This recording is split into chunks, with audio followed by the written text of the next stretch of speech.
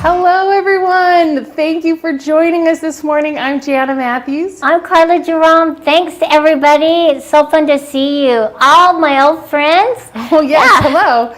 We are so excited. We're like fighting tooth and nail. We want to be the first group here to talk about Fall Festival and all the fun stuff we're going to be doing for the next day, tomorrow and next week. Oh, Karla, I'm so excited, all the fun stuff. We have a lot of great information for you. Great sales going on.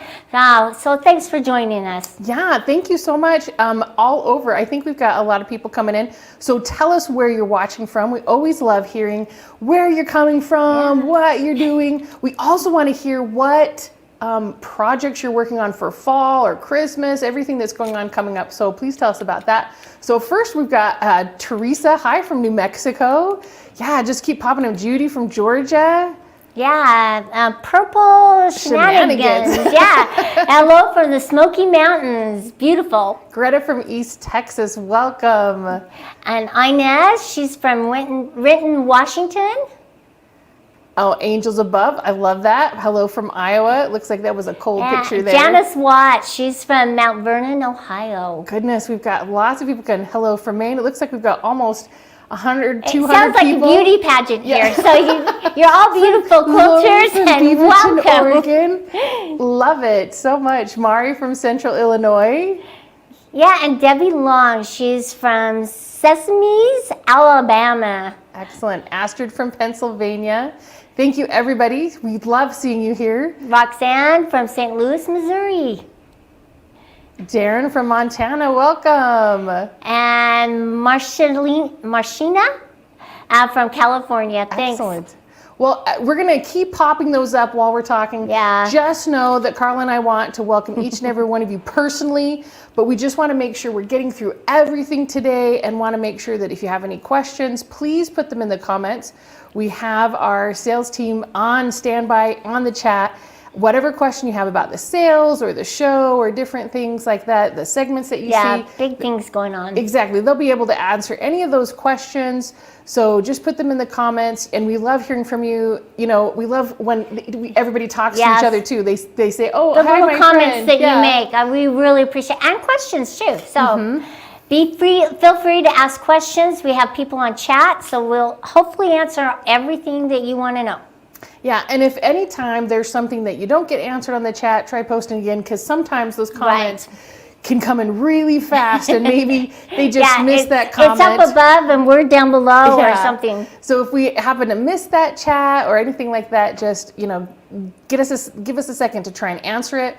Or if we didn't get it answered, then or email us. info@graceframe or Karla. I'm always here for you.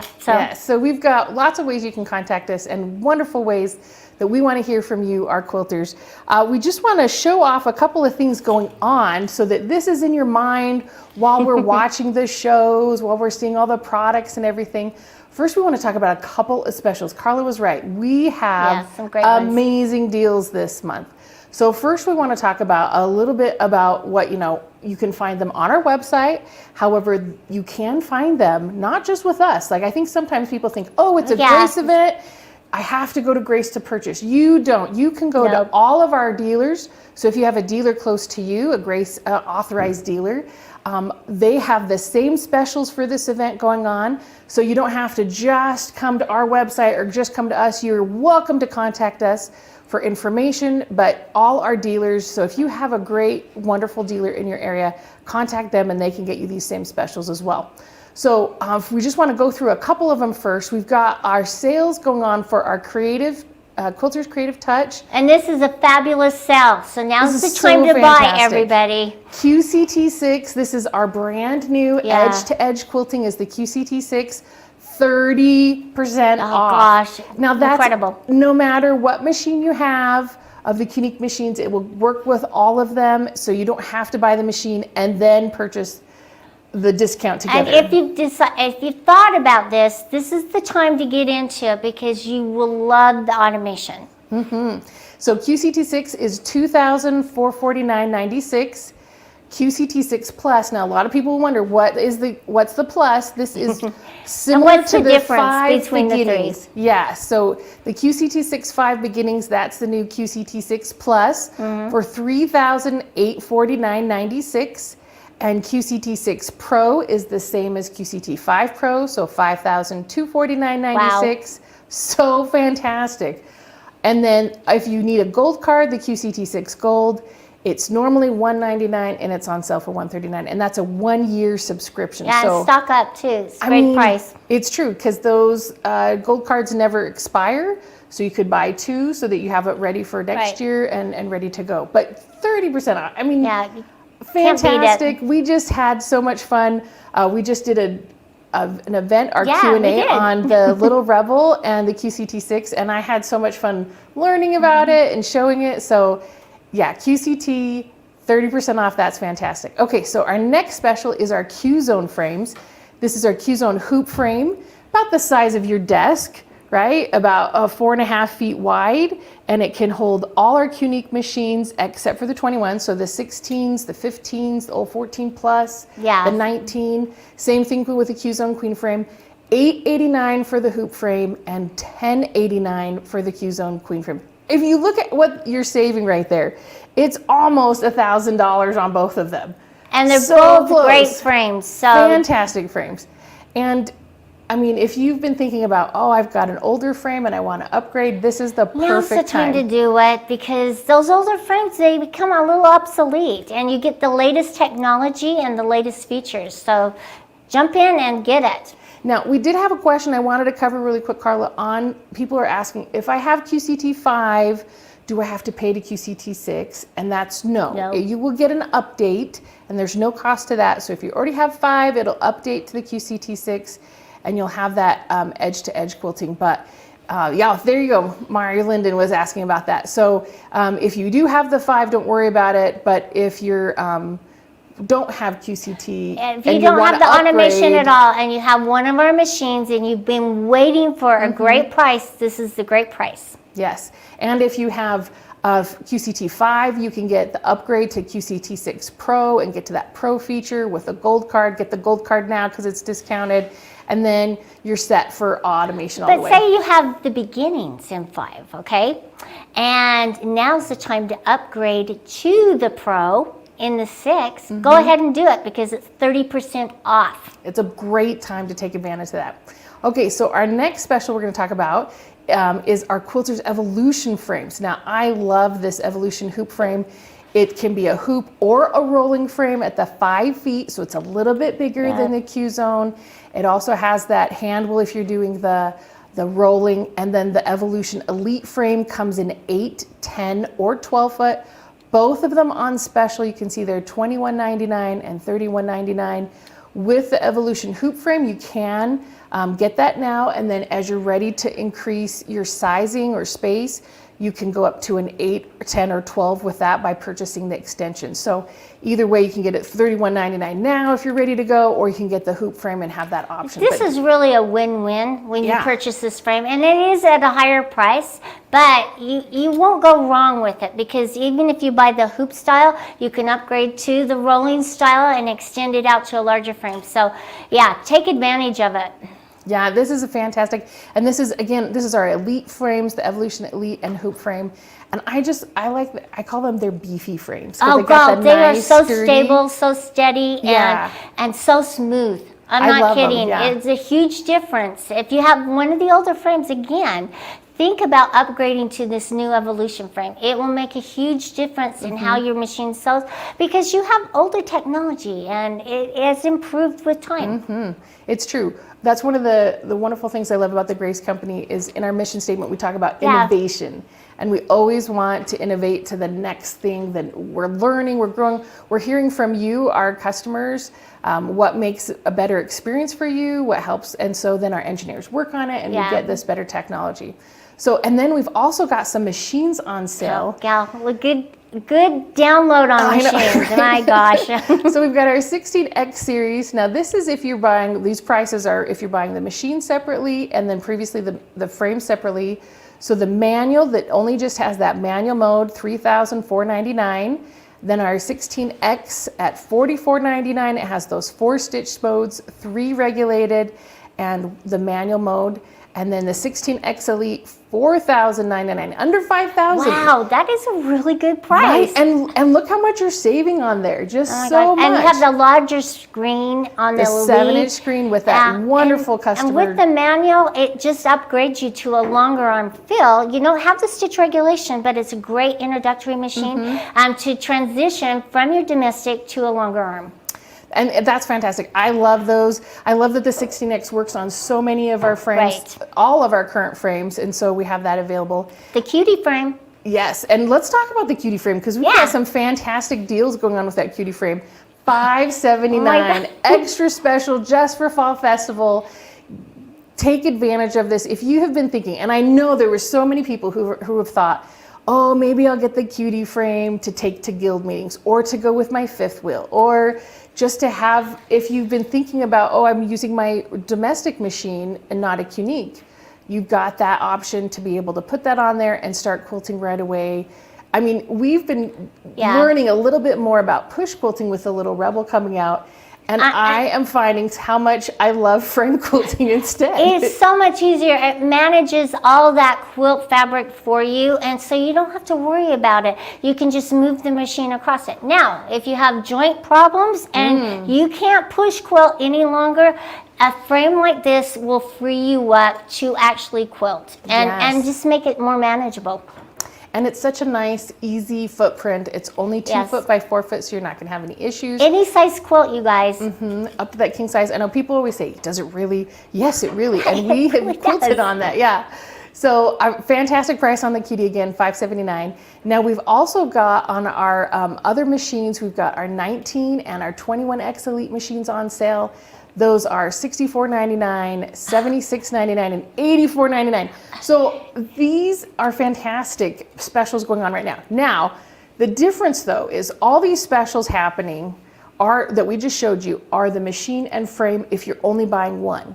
But if you're buying 2, if you're getting the machine and the frame combo, there's extra discounts on our website. Even a better deal. Yeah, and on our dealer's website. So you're going to save even more. So I just told you about these fantastic deals. Go onto our website or onto our dealer's websites. Find out how much better. And we'll talk about that a little bit later because we're going to talk about those specials. But yeah, just you'll be amazed when you put them together, all the bundle pricing that's happening. But I want to talk about first, also, we have True Cut on sale. Yes. True Cut, all True Cut products, not one, not two, but all the True Cut products are on 20% off. That's your blades, your circle cutter, the sharpeners, all the rulers, True Grips, even the travel kit is 20% off. And you're probably thinking, well, I already have a cutter, or I already have rulers. Why? Why should I invest, or why go out and purchase these? I'm telling you, it's easier and safer and more accurate. I mean, the holes in the rulers make it more stable, easier to read as you're moving across cutting. The cutters, they have the track and guide. The rulers have the track, the cutters have the guide. It'll keep you nice and stable, so it's really worth looking into and taking advantage of these great prices.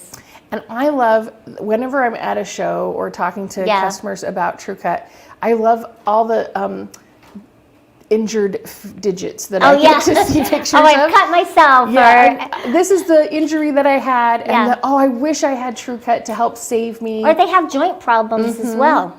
And any of those will be solved with the True Cut products. So again, 20% off. And then we have a special accessory on sale for the month of October. We don't normally have this item on special. It is our rear handles. Nice. 20% off. You can see there the 16X, 19X, and then the Elite machines. We've got pricing up there. However, when you go to our website, we also have 20% off on the 15R, 21R, 19, 15 Pro. So all of those are on special too. It's not just the current rear handles. So check out our website, check out our dealers' websites. They've got all that on there, and you can get those for 20% off, which is such an amazing option if you're doing pantograph work, laser, using your laser. Exactly, all those things. If you haven't quite gotten to the automation, you're wanting to do it a different way. Because I know for me, when I'm using pantographs, it just helps me remember the design better than what was in my head. It gives you that muscle memory, and you have to work from the back to get that full length, but it's an easy way to do it. Yeah, and it's not an accessory. It's a lot of fun too. You ought to try it. Yeah. So so fantastic, many deals. So we're really excited about all of that. So check it out. Again, our dealers or us, whichever way, you can get those fabulous prices. We wanted to also remind everybody that throughout the whole fall festival, there might be some not nice people who are trying to scam you. Those pesky scammers. Yeah. So we want to make sure that if you're getting, if you see something that seems fishy, you can always contact us directly, and we can let you know if it's for sure or not. But we just want to remind you not to click on any links or anything like that if it seems like it's not coming directly from the Grace Company, or if they've put a comment in there. We're not going to put any solicitations of comments or win a prize links or anything like that. So just we want to make sure that you're safe, that we're having a fun festival, and that you're not having to be taken advantage of in any way. Yeah, don't click on them if you're not worried. So then we also wanted to talk about our social media, where you can find us. We have been having a lot of fun with social media. We have a new social media coordinator, Ashley, and she is doing so many wonderful things with us. Yeah, she is. She's a lot of fun. She's very cute. You've probably seen her on social media. Yes. So we're on a lot of different places. We are on YouTube at The Grace Company, and then we are also on Facebook at Grace Company. We now are on TikTok, yes, at Grace Company. We're on Twitter. If you haven't checked that out, you can go see us on Twitter at Quilting Grace. And then Instagram at Grace Company Quilting. So I love watching our Instagram ads. Pinterest. Ooh, I love Pinterest. I do too. I loves Pinterest. I'm obsessed with Pinterest. Right, so. You've got your quilting board, you've got your designs. Yeah. You've got your you can pick out your favorites and keep them there. So it's a lot of fun, very engaging. Yes, so Grace Company Quilting, and then finally we've got Threads at Grace Company Quilting. This is a new one. I haven't ever seen Threads before, so I'll have to join that one. That's a new one, yeah. So all those places, again, we're all over social media. We'd love to have you follow us. We'd love to hear all about you and what's happening with you, and including what you think of our product.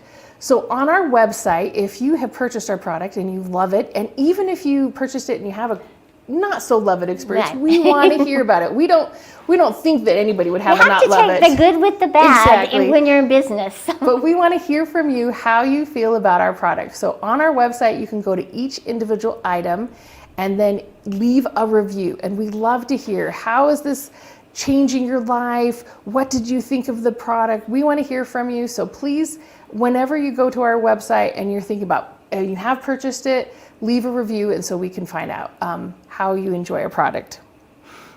And then finally, we have a couple of events that are happening, or I'm sorry, segments, where we wanted to keep them so that you could see so many exclusive. So we're gonna do, the first segment is gonna air on our Fall Festival, and then the second half is gonna be on our new platform, Etched. And we're gonna go here so you can see what it looks like.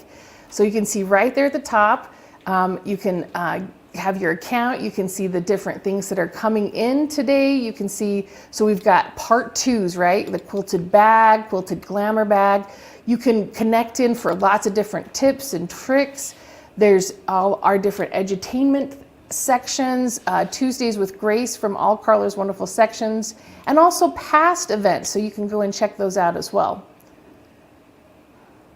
Okay, yeah, so we had a question here. We want to use my bingo win email link for the slide driver, but the link you emailed doesn't work. Have sent messages back without any price. Oh, I'm so sorry about that, Linda. Please email me at janna@graceframe.com, and then I can find out what's going on with that link. So if you have any issues with the website, your bingo comment didn't come through, your coupon didn't come through as you were trying to find the platform. We want to get it fixed for you. We'll definitely take care of you, so don't worry about that. We'll take care of you. Okay, so once you've gotten rid of Etched, don't just stay for the part 2s. And just become a part of the Etched system, because we've got a lot more to come. We're developing that website, and it's going to have amazing offers for you to come and engage with education and others. Mm-hmm. And it's a chance that, one thing I like about it is when I'm on Etched, I don't get all the commercials that sometimes you get on YouTube or even Facebook videos and everything like that. So that's a nice thing about Etched. You can just watch it. Sometimes those commercials can really draw you in, but my husband doesn't like them. So Etched is a place that you can go and find all the last pieces that we've had and the part 2s for all our shows. Okay, so we have some fantastic stuff coming up after Karla and I are done today. You get to see with Jarek and Mark the Grace frames. So they're just going to go through a lot of the different frames and talk about how do you pick the right frame for your area. It's going to be really great. I love that segment. And then we're going to talk about, we're doing some new charity segments, and so we're going to have some moments with that. And then of course our sunflower pillowcase, the raw edge applique, and again that is the first segment's here, and then part 2 will be on Edged. And then we have Easy Does It, the quilted bag, again, part 1, and then you can find Edged on part 2. But I think people are a little curious about some of the giveaways we were going to do today. We have some great ones. So the first one we want to do, this is the pre-registration giveaway. This is for the full-on Anarchy bundle. This is the Little Rebel with the Cutie Breeze, the whole merch box. Now these are for everybody that did the they registered for the giveaway, but then they also sent things out on Facebook and all those kinds of things. So they did all those different little social media. Yeah. So we've got, this is a lucky person. Now, whoever wins this, we're not shipping out right away. We're still delayed on our Little Rebel shipments. Sorry about that. It's important for us to get this right, and we are really working hard to just hone in those final details. So. Right. So we want to make sure. So again, it's in the order that it was, we received your order, so we'll be shipping out. So we'll start shipping at the end of November, and then as we go along. So if you've ordered a Little Rebel, if you hear like, oh, I'm shipping out in November, but you didn't place your order until October, the chances are that won't ship out right away. So we just order now. Yeah, order now so you can get in the line. And if you don't win this full-on Anarchy bundle, you can still order that. Our pre-orders are lasting through November 5th. So you didn't miss out. We're still going to have those. But let's do our first big drum roll here. We're going to just do it all for the full-on Anarchy. Boom. Oh, lucky winner is. Congratulations. We have your email and we will reach out to you for a shipping address of where we can send this fantastic bundle. Again, that's the Little Rebel, and it is our new machine. It's a straight stitch sewing machine and quilting machine. As you can see, you can put it on a frame or you can push quilt with it. It has that fantastic new optical encoder. And then you've got that fantastic merch bundle, the bag, the Change the World mug, which I just think is such a cool mug. The cutter, the comfort cutter, and the ruler. So yeah, and the True Grips. Stickers, and then a 4-pack of thread in the colors of the Little Rebel. So they're gonna be, it's just, oh man, I think everybody is just gonna love having this, and Fran is just super lucky to win it. So congratulations, Fran. Way to go. You get one before me. Yeah, awesome. So congratulations, Fran, on that. Again, if you have any questions about ordering, we're still taking those, as well as any of our dealers. They'll be available to purchase on that pre-order. We've got the Little Rebellion, which is the Little Rebel and the comfort cutter, the Shaking Up the System with the merch bundle, and then that full-on Anarchy. With that Cutie Breeze. Again, such a fantastic price. It is a fun machine. I'm telling you, we are having so much fun with it, and the way you can transition from the sewing into the quilting, it's just quick and easy.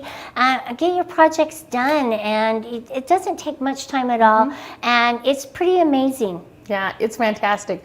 Okay, so that was our first giveaway. Oh, but we have more. We have more. So our second giveaway is that new Cutie Breeze.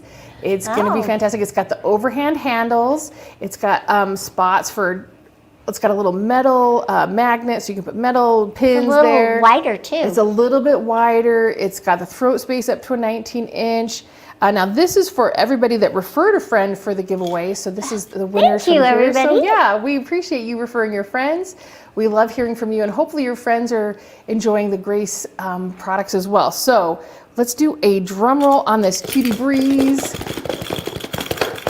Ronnie Smith! Congratulations! So that's $1,399.95 value for the Cutie Breeze. Again, that has we're just taking pre-orders on that. So you can see it has that overhead handles. It's got the grips both in the front and the back if you're doing pantograph work. You can see it's slightly different than the regular Cutie. It's got those clips, coils instead of the bungee straps. A place for your scissors and your bobbins, a little magnet tray for your pins. Oh my gosh, it's got some, we really thought this through and what we could add to make it a little, just kind of add the extra features into it. So, and if you have a regular Cutie frame and you're thinking, wow, I would love an overhead, they are compatible, and we'll have pricing on that probably towards the end of November, beginning of December. So we want to, we'll get pricing on that, but it will be available to order, as well as those clips in the back, the large coils instead of the straps, because we were finding a lot of people would accidentally sew over their straps and then have to order them again. This way that coil holds up the fabric. I've done a lot of unpicking on the straps exactly. As well. So don't worry, you're in good company. And so again, we made it so that can be compatible with your original Cutie as well, and we'll have that on in November, at the end of November as well. So, okay, did you know we had one more giveaway? Oh, cool. Let's give it all away. So this is our first, so every segment we're going to have a giveaway. This one is our Free Motion Starter Kit and the Magnifique. Oh, you're going to love the Free Motion Starter Kit, and you'll love the Magnifique, okay? So it's just going to help you see your needle a little bit better as you're threading it, and also as you're unpicking, it's great. I love the Free Motion Starter Kit too. I think you guys did a fantastic job coming up with it. It's a top piece, batting and backing, thread, bobbins, and then doodle sheets. The doodle sheets are really important. Are so important. I can't tell you, every time I'm sitting and meeting with Karla, she's doing some doodling, practicing, everything like that. I'm listening, you guys. Oh, she totally is listening. Yeah. And so these doodle sheets match what the fabric top is. And so whatever you're practicing, and I didn't think it was true too, right? You're doodling and you're going like this. I did not realize it comes back and it transitions to free motion. And so this whole packet is great. Whether you have a Unique machine or whether you have a domestic machine, we have the bobbins for either one, an M class, 15 class, and L class. So you can use that in there. And so, yeah, it's fantastic. And then the Magnifique, oh my gosh. Now it comes with a 21X Elite, but you can put it on, you can order it separately and put it on any other machine, Unique, domestic. Or the 19 if you have it anywhere you need it to help you. And I love that it has a little handheld, so I can attach it to my machine. Yeah, it does.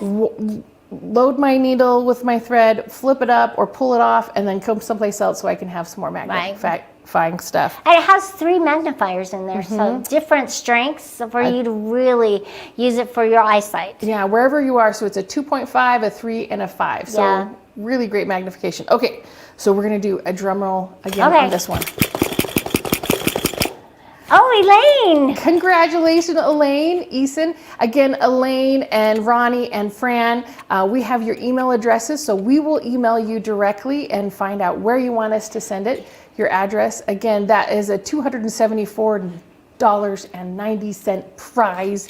Congratulations, Elaine, and congratulations to everyone. Now, if you're thinking, how do I get to be part of this prize package? Our prizes are chosen from people who registered for the event. So if you're watching and you didn't get a chance to register for the event, go to our website and go to up in the right-hand corner will be the events, and you can find where our event is and register for the event. And with a random generator, I'm not kidding when I say I put a random generator. We do not pre-select these people, but you can go to the event. And just right there, we're on the we've got the join event, and then you can see me and Karla there for opening and all the fun segments. Once you register, it puts us on the list, and we pick our pre-registration giveaways from all that stuff. And you can see the full lineup and the full schedule, so you won't miss anything. And you can add it to your calendar even, so that it'll pop up on your computer or your website or whatever. But again, oh my gosh, we are going to have so much fun together today and tomorrow and next week. But if you guys, again, have any questions, put them in the comments. We'll be happy to answer those. Or you can email Karla or myself, and we'll be able to help you. And thanks, Irene, for congratulating the winners. We do want to congratulate them. So we hope you stick around for all the fantastic fun we're going to have today. And we will see you next time. Yeah, make sure you go to the website. Check out all the bundles and deals. Thanks, everybody. Thanks. We'll see ya.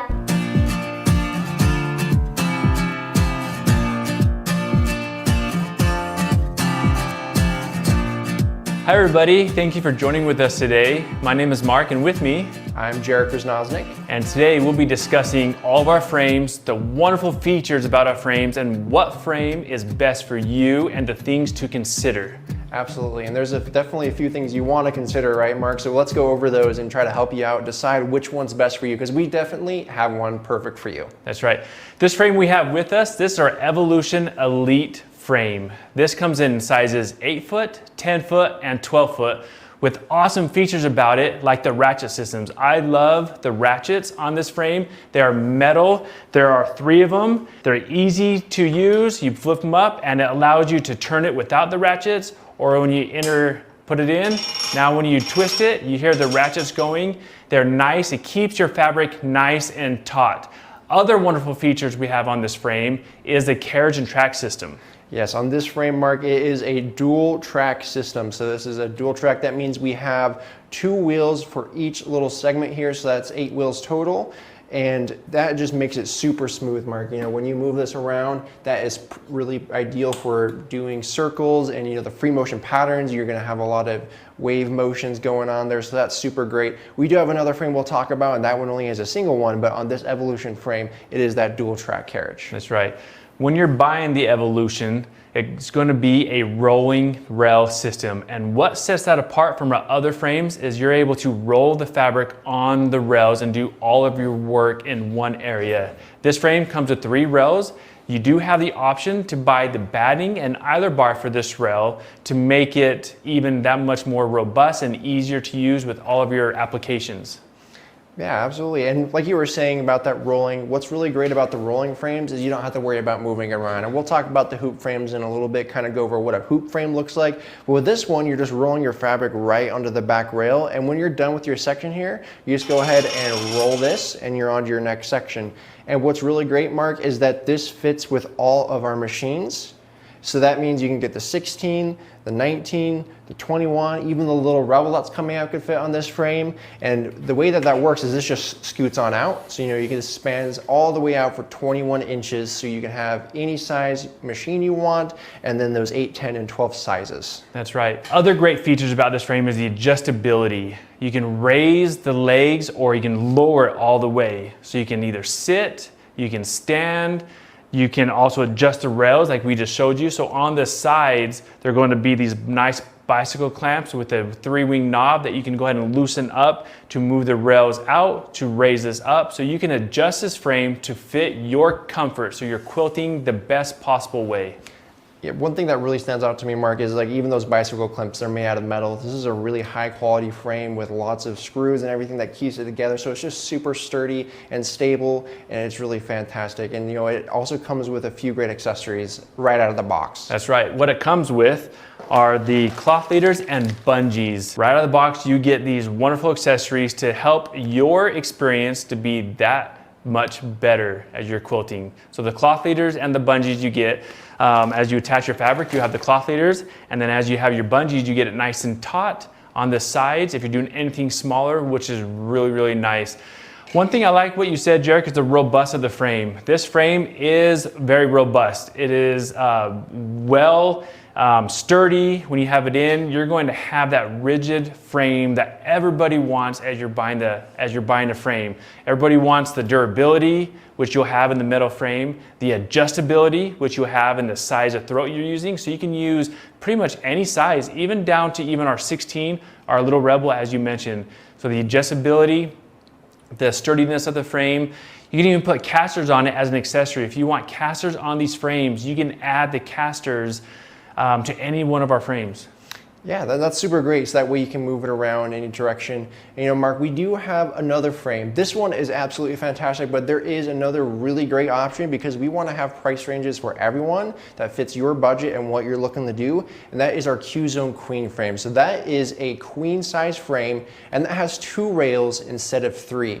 On this frame right here, we have 3 rails, and that means that the backing actually goes on this bottom rail right here. And then we have your top that attaches to here, and then this one has a 4th rail, which is an accessory which your batting can attach to, which those are not options on the queen frame, but it's still really great because you float your fabric with the clips that are included, and it is also a very sturdy frame. It's all metal, so it's still really fantastic, but it does have those 2 poles instead of the 3. And it's really great because of that rolling again. So if you have an 8-foot space, there's actually another thing that we're coming out with, which is actually another extension. So you can get a queen frame and actually upgrade it to a 10-foot frame, which would be technically Q-Zone King, but we're still calling it the queen with the extension, right? So, that's still a really great option. Take a look at our prices on those because this one is really nice, but if you can't quite, the price is a little bit too much for you, that queen frame, also fantastic. That's right. So the Evolution Elite frame, table inserts, cloth leaders, bungees. You can adjust the rails to your machine. These clips, if you want to float your fabric over, everything nice and taut. Rolling rail systems, metal ratchets, height adjustability, sturdy, metal frame for machines sizes up to 13 little Rebel all the way up to 21. So this frame is our top line frame. It is a cream of the crop. It is the one, if you have the space, something to consider is the 8-foot, 10-foot, or 12-foot for your quilting needs. I love this frame. As you mentioned, the Q-Zone Queen is another great option for you as well. Absolutely. So now we've gone over the rolling frames. Let's go take a look at our hoop frames, which are also amazing. Absolutely. Hey everyone, now we're here with our hoop frames, and Mark, the first thing I'm noticing here, we got 3 frames, and before we could only fit 1. So that tells you there's a little bit something different about hoop frames, and you can fit them in a lot smaller space. That's right. I love that because that's why people want the hoop frames, because of the space that it doesn't take up in your quilting room or wherever you want to put them. Here to my right, we have our Quilters Evolution hoop frame. And the hoop frame that's different from the Evolution Elite frame is it has a hooping mechanism to it. So you're hooping your fabric. It does come with the back clamps, and this is what's also different. So unlike the Elite frame, this has a back clamps that when you have your fabric on the back side here, you have these nice spring-loaded stoppers here that your fabric will go in and hold your fabric in place. You also have these side clamps as well. These side clamps will hold the fabric in place as you're hooping the fabric. So the fabric will hang over the side, and you have these clamps to hold the fabric in place. Well built, just like the Elite frame. Everything's the same about this frame except it is in the 5-foot size of what the Elite is because it's a hoop frame. And Mark, I have a quick question for you here too. I'm noticing 5 foot, but we can do any size quilt on any of these frames. Yes, you can, any size of quilt. And what's nice about this one is this back rail is the difference. This back rail, you can set it up to be a rolling rail. If you're doing anything smaller, a table runner, a baby size quilt, you can actually set this rail to be a rolling rail. You can see that. I can roll this fabric now on this hoop frame. That is going to be the difference that these other two frames won't have. And it's also nice is if you want that fixed rail, if you're doing anything larger, you have that fixed rail to keep it so you can hoop the fabric around. And now hooping is interesting. If you imagine an embroidery machine, we're kind of moving section to section, you're unclipping it and reclipping it, and that's how all these frames work. We're not rolling it on the rail, we're actually hooping it onto each system, and when we're done, we're unhooping it and shifting it around. So we have this option over here, that's the 5 foot, like Mark said, it rolls, that's super great because you have both options on that one. And then this is our other one right here. This is our Q-Zone hoop frame. We've had it for a good amount of time now, and tell you what, it's done us really good.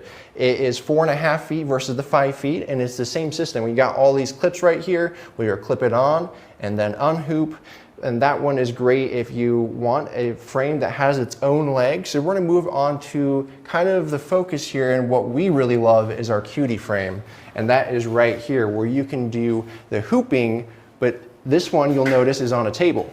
So this one, it doesn't have to attach at all. It just sits right on top. And tell me, Mark, how awesome is the hoop frame? That is so awesome. I love that, particularly if you look at your sewing room and we ask the question, consider the space, right, you have. If you're looking at your quilting room and you're noticing, I don't have room for anything, the Cutie, if you think about it this way, is a non-designated spot in your room. You can actually put it on any flat surface in your quilting studio, in your living room, your basement, your kitchen, anywhere you want to put it. This Cutie Breeze, we'll talk here in a minute, will fit on any flat surface, and it's only 4 feet. Yeah, I bet we could fit 4 of these in here easy. So absolutely. Any space, and again, any size quilt, because we're adjusting it, the extra hangs off the edges.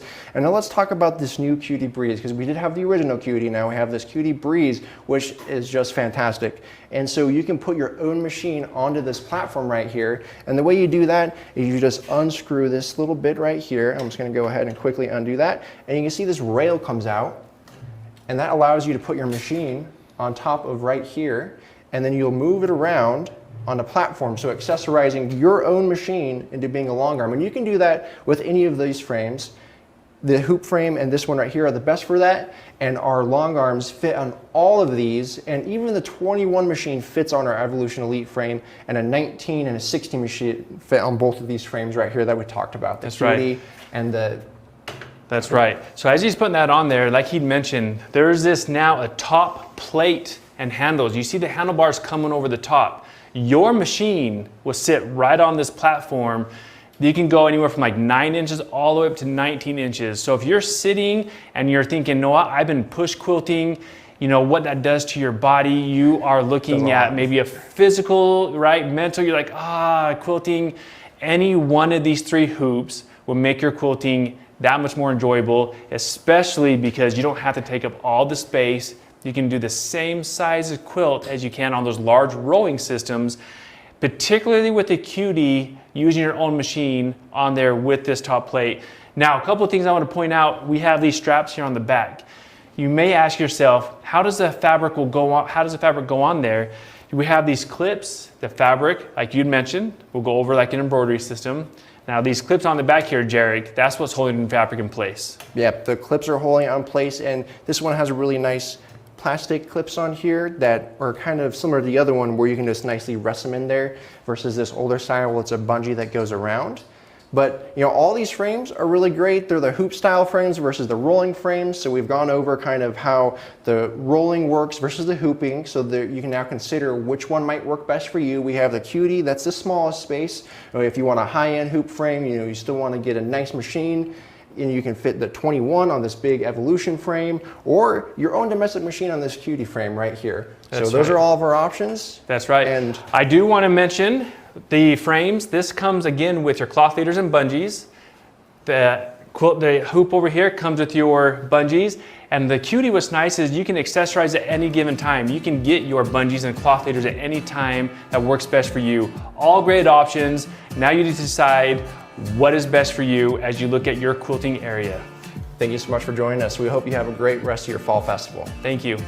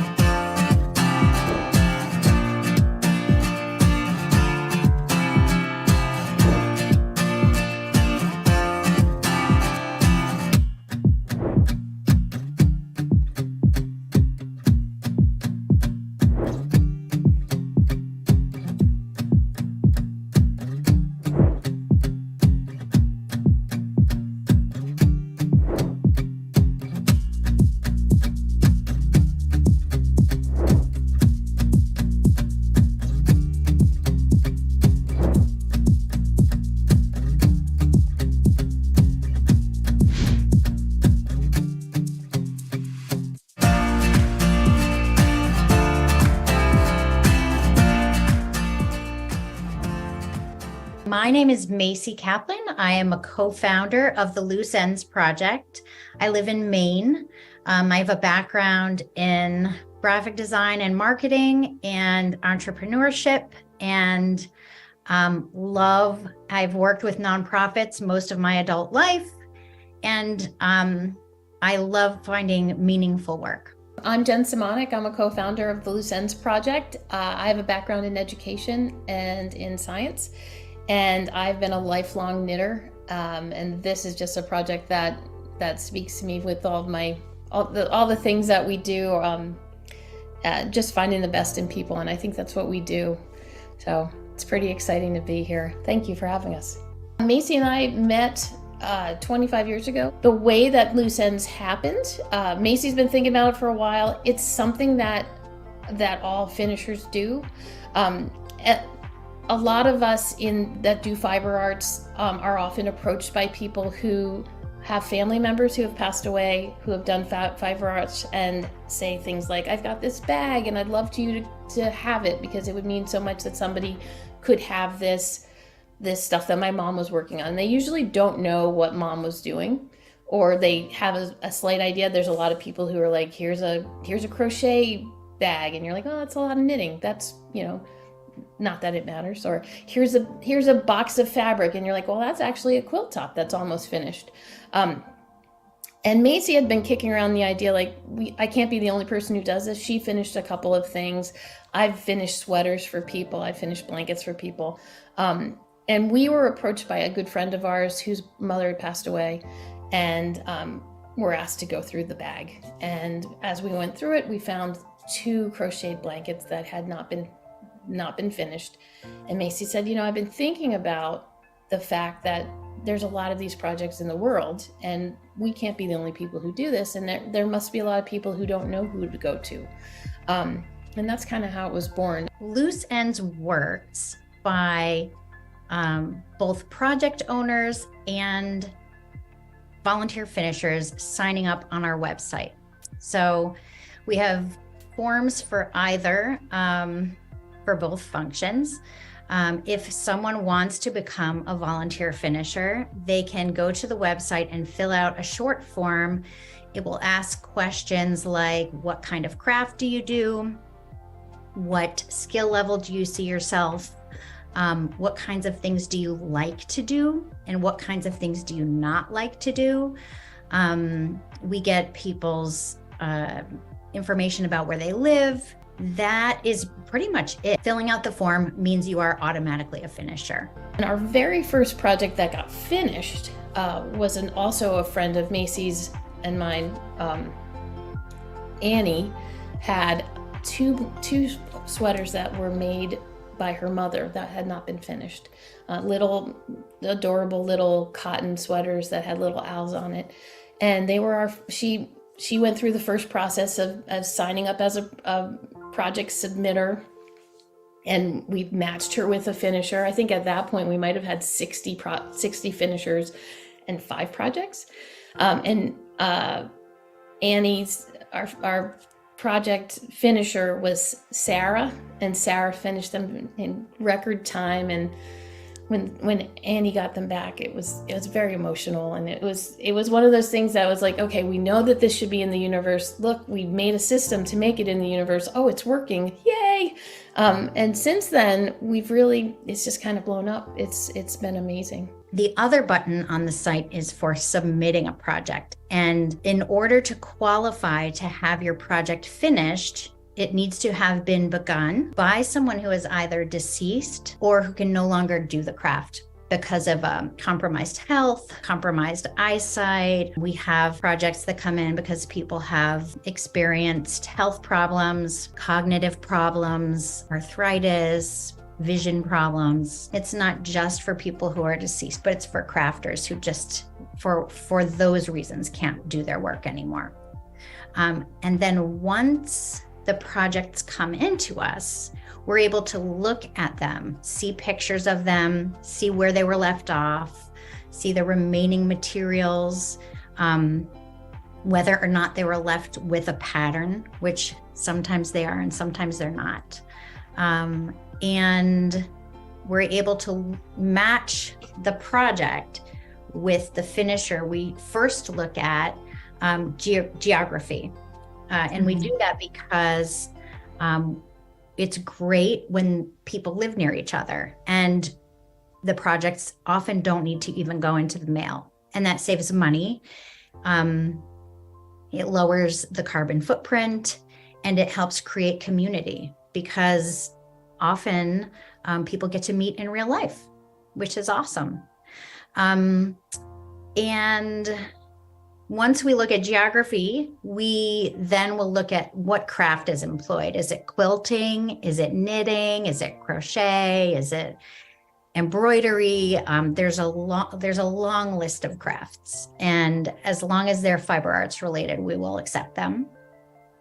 And then after that, we'll look at skill level. Sometimes things are elaborate, difficult, complicated projects, and sometimes they're simple.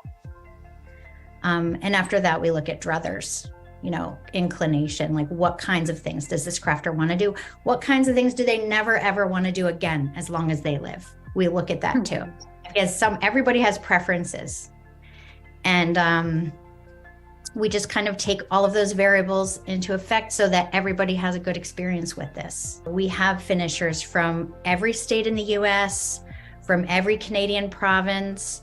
We have more than 8,300 finishers right now. We have finishers in 43 different countries. Because of that, whenever a project comes in from anywhere, we're able to pretty quickly match it to somebody who lives nearby most of the time.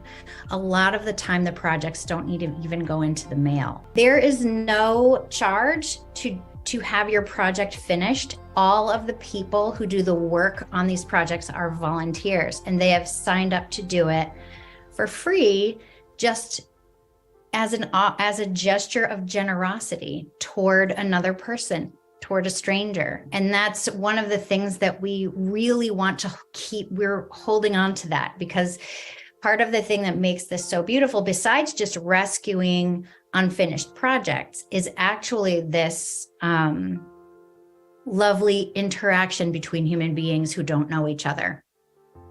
Right. And that said, there is often if things do have to go into the mail, there can be a cost associated with that. And that cost does lie on the project owner both ways.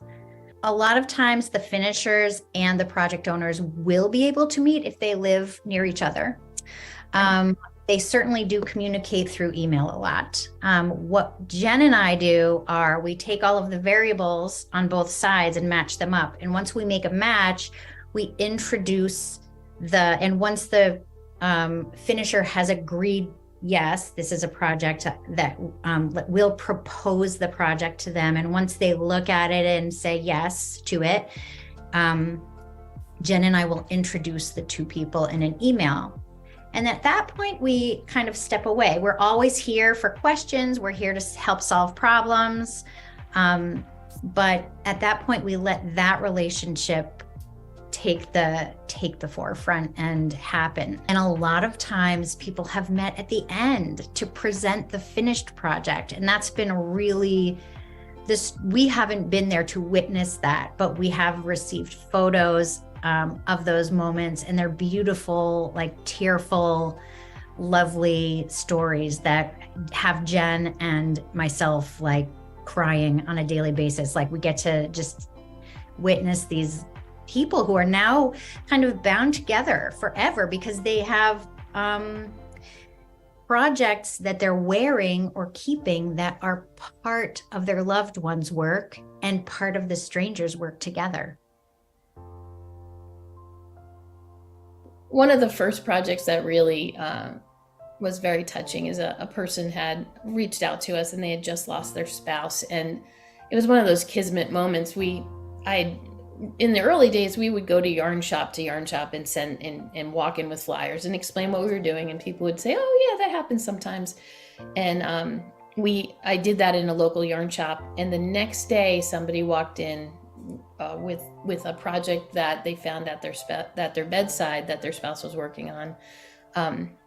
And you know, it was a really sad story because they had lost their spouse way too early. We were able to match them up, and the woman who took the project put a lifeline in. Now with knitting, there's this thing called the lifeline where you take a thread and you capture all the strands that are on the needle so that if you make a mistake or you have to pull something out, it stops at that lifeline. And we thought, oh gosh, what an amazing story, like an amazing thing, because it's where the crafters stop too. With that particular project, the finisher finished the project, learned a new stitch to do it, really took her time to make sure it was correct and ready. And then there was some yarn left over, and she made a hat to go with the scarf, which was just very touching and lovely, and just such a nice gift. We have a wonderful website. It's www.looseendsproject.org. On that website, you can find a button to become a finisher. And the question we always get is, do you have any finishers here? The answer is always going to be yes, but we need more, because you never know what skill we're going to need in that area. The more, the merrier. You can also download our flyer. We have them on our website in many different languages. That's been another fun part is we have people who are like, I speak Hebrew. Could you use one in Hebrew? And we're like, sure, that'd be great. And the woman who did that for us said, a lot of our elderly, they only speak Hebrew, and that would be a way to get them to know what's going on. So we currently have, I know we have French, German, Spanish, Hebrew, Czech, because a woman from the Czech Republic came and saw us. So by taking these flyers that are on our website and downloading them, the PDF, and printing them out, or sharing them with your local library, your local funeral parlor, your local senior center, your local school, by putting these up in your neighborhood, if you're a finisher, there's a better chance of getting a project, and it just spreads the word a lot. So that's another way you can help us, is telling people about us and posting on social media about us and downloading our flyers and putting them up in the old school way. And then the last thing is we do have a GoFundMe set up. We are working on our nonprofit status right now, but in the meantime, we have a GoFundMe because things like server space and email accounts and printing all cost money, and we need donations for that. So we have a donate here button right on the top of our page, and if you donate, you'll get a nice little thank you note from us via email saying thank you.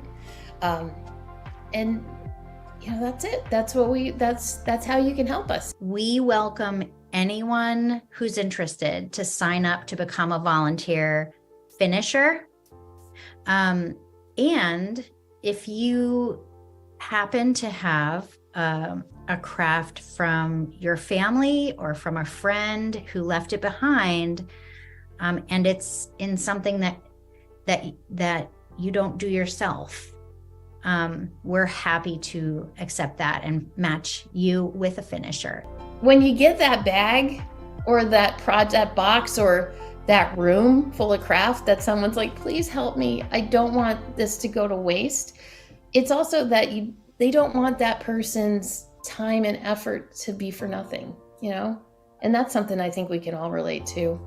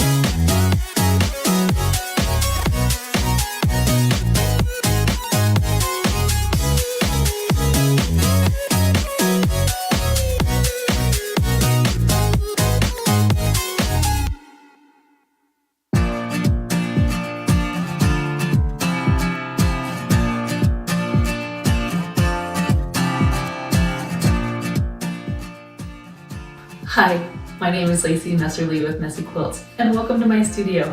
I am so excited to be part of the Fall Festival with their Grace company and cannot show you how to make this cute raw edge applique sunflower pillowcase for your house. The fall, it'll be great. My favorite part about raw edge applique is that not only is it really easy, but it's really fast. So come join me, show you how to make it.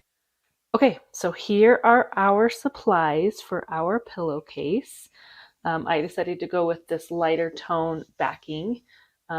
You'll want these squares. I cut these 20-inch by 20-inch square, 2 of them, mainly just so that I had enough room to trim it down. So anything over 16 inches, great. I like to have a little extra room to trim. So 20-inch by 20-inch, and on one of them I did mark the center so I know where the middle is. A piece of batting that is also 20-inch by 20-inch-ish. One piece that is 16-inch by 8-inch, one piece that is 16-inch by 10-inch, and then you need three colors of your favorite yellow. I just grabbed these from my scraps, just little pieces, and then a black center, and then also 2 templates that is attached as well below. I cut these off cardboard, but you can use paper just as well. The first thing that we're going to want to do before we get into any of the cutting or anything like that is we want to finish this. This is the backing part of our pillowcase, so we're going to just make this look really fancy. So let's go over to the machine. I am using this foot for this project. I don't need a 1/4 inch foot. I like this one because it has the space that you can see your needle. So that's the one I'll be using today if you have one like it. And we'll just be doing a straight stitch. Let me get here. Okay, so we're going to take our pieces, our long 16 by 10 and 16 by 8 pieces, and on the long end, we want to, we're just finishing this edge. So on the back side, so here's the front, on the back side, we're just going to roll it. It's essentially a hem stitch. We're going to just roll it on itself and stitch it straight down. You can iron this and go. I like speed, so I'm not going to do that. So we're going to go ahead and go in and just stitch that down on a straight stitch. This doesn't have to be perfect because it's going to be on the inside back of the pillowcase and nobody sees that. So I'm just going to go down and sew this guy.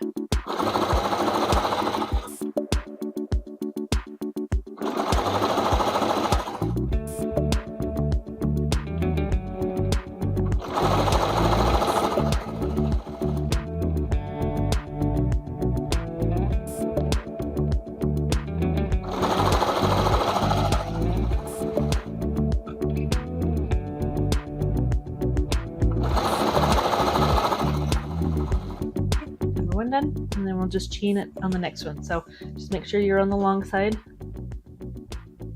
Fold it, roll it, and fold it.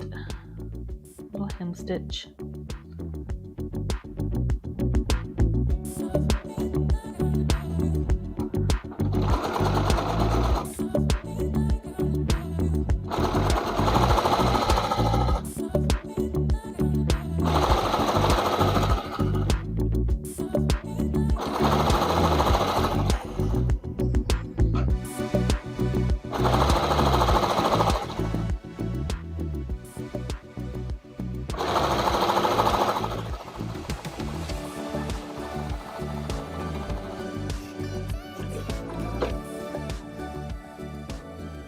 Okay, that looks great. Okay, we're going to set this aside and let's go get our flower put together.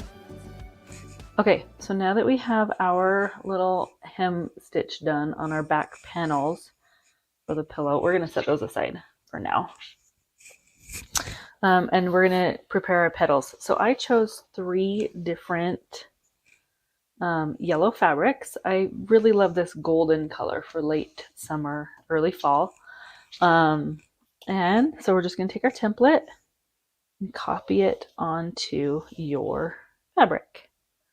I like doing 15 petals. We're going to do 15 petals today, 3 different fabrics, 5 petals from 3 different fabrics. I wouldn't do less, but you can absolutely do more than that. If you want a more full flower, but for the purpose of this tutorial, we'll just do 5 from each flower. So we're going to go through and trace all of these petals. This one's directional, so if you do have a directional, be mindful if you want it straight up and down. If you want your petal, I'm going to go a little bit diagonal, so I have a little bit of a little different look on that one. I'm going to trace 5 here as well.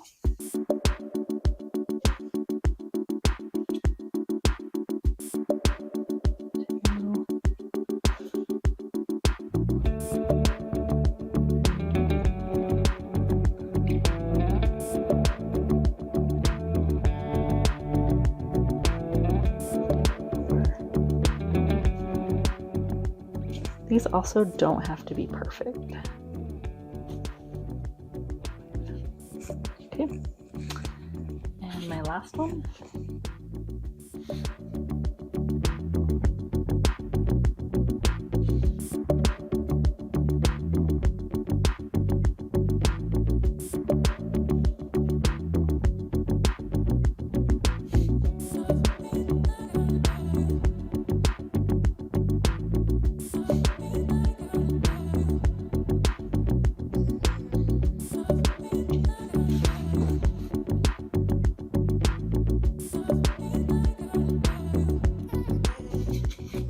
And then while you're here, you can cut out your circle as well. Obviously it's black on black. So I'll just grab my scissors, and this also doesn't have to be perfect. You can wait until you get your flower petals on, and then just to ensure that this is gonna fit, but I'm just gonna go ahead and cut this out.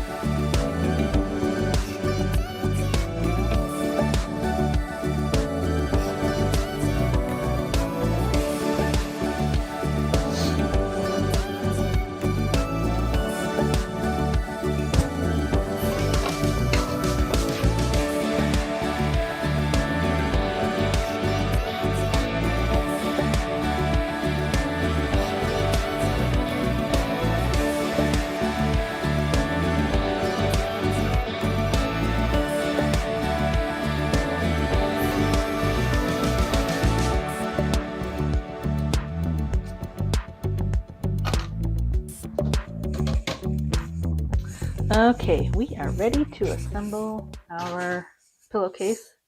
This is definitely my favorite part. So let's get all of this cleaned up. Got our petals. All right, we are going to make a quilt sandwich. So, like I said earlier, This is 20 inch by 20 inch. We're going to cut our pillow down to 16 inches. I just like having extra room around. Just make sure you keep it on the inside. I marked the middle so I know where the middle is. This is my top piece. So we are going to make a quilt sandwich. This is the back. Right side is down. Put our piece down. And then put our piece of batting. This batting is, I can't think of which one. It's not 80/20. Bamboo. This is bamboo. So it is a little bit, it has a little bit more loft to it. You can use any batting that you want. And then we're going to put this one on top with right side up. And as you can see, my batting doesn't go all the way to the end, but that's okay. Because again, we're going to trim it down. Okay, we've got our quilt sandwich here. Now, let's make our flower. I like starting with the darker ones. So we've got 5 of each color here.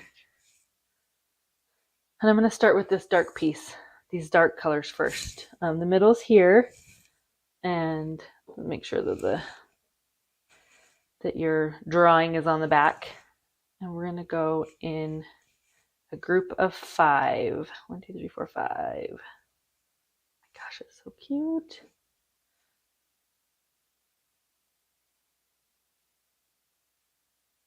All right. And right now we are not going to stitch anything. This is the best part about all of this. And play around with this part. This is the creative part. I'm going to go a little bit lighter on the next round. My middle color. I'm going to fill in that blank right there. You see I'm going right around that middle circle to make sure that this is even. Okay, and then the last one, we're just going to layer it again on top. Doesn't have to be perfect. Move things out as you need.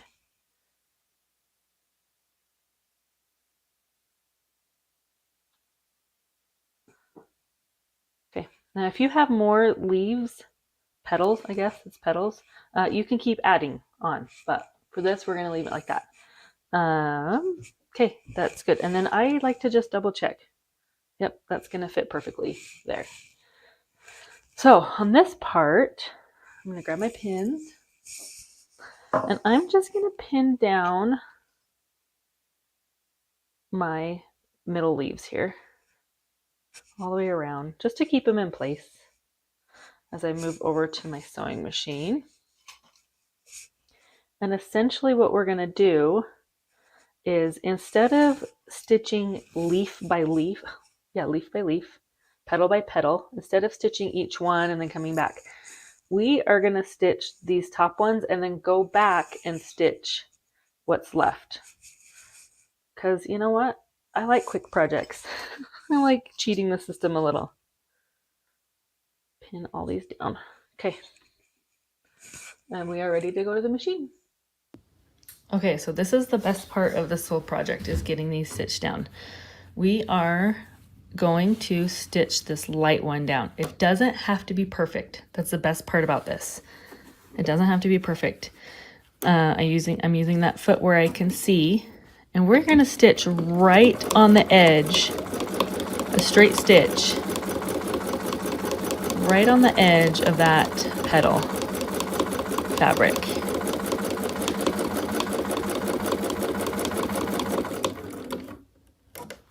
Turn. Stitch. Doesn't have to be perfect.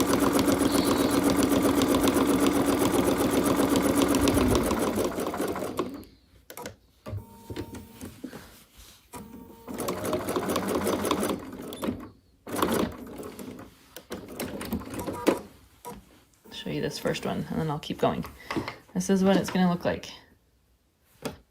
You'll want that. That's going to fray a little bit, but that's the texture that you want. You're going to stitch right on the edge. And we're going to go and do the next one.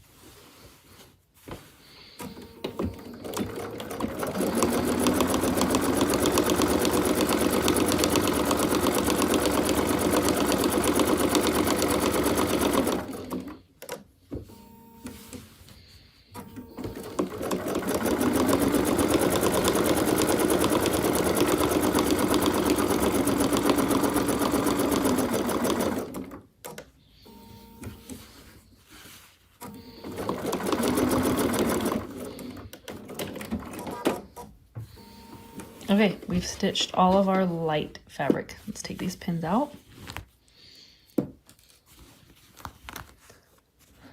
And as you can see, we still have our other ones to stitch down. This is the best part. We're just gonna start our, stitch right here and follow it.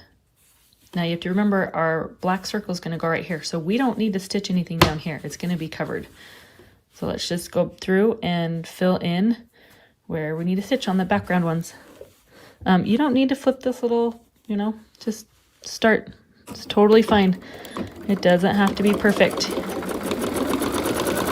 It's the best part about raw edge applique. The purpose is to make it look handmade, a little messy.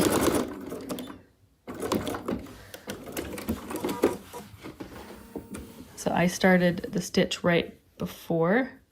It won't matter. Okay, do the next guy. I'm gonna do this piece first before this guy. Well, maybe we'll do that guy. Let's do that guy.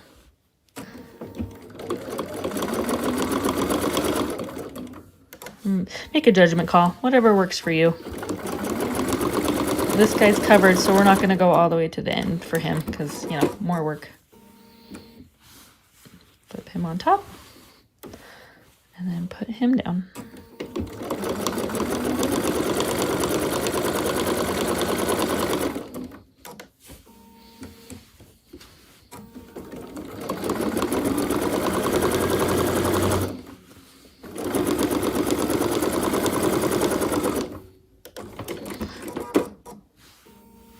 Do whatever feels right.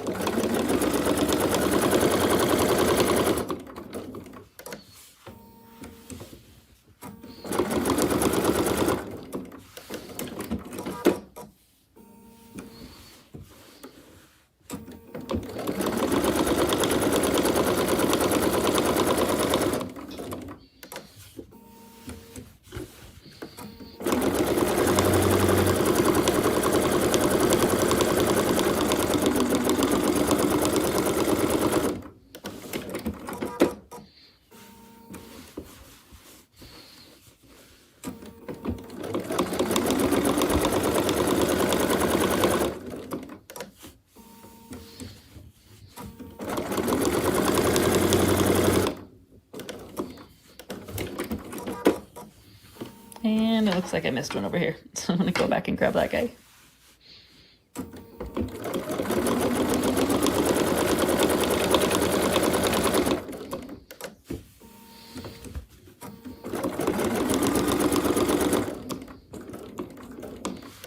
Alrighty.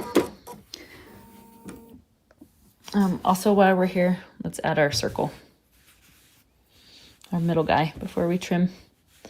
He's just gonna go right on top, and he's gonna cover all of those intersections. And you guessed it, we're gonna do the same thing. We're gonna straight stitch. Circles, straight stitches are a little bit harder because you're doing a straight line on a circle, so just go slow. Go a couple stitches and raise your foot if you need.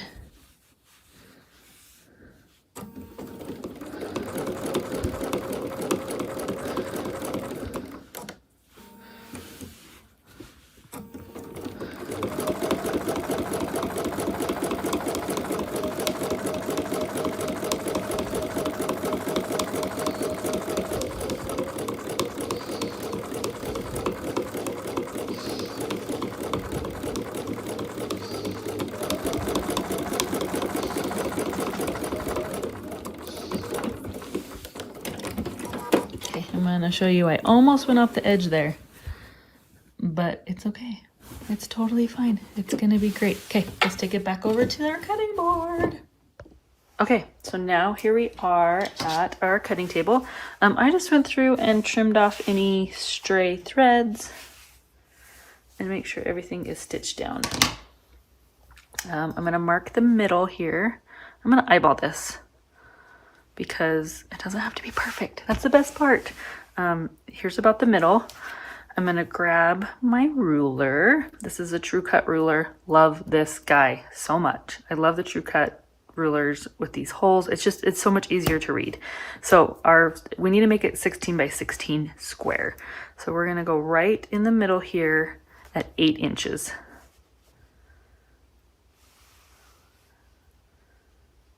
Yep.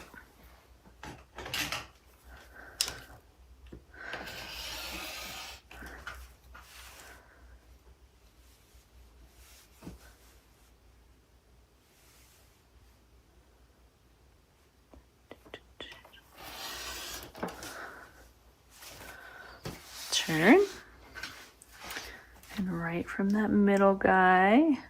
The best part about this too is it's a flower, so you could really just kind of eyeball that middle center. You want 8 inches from the center all the way around.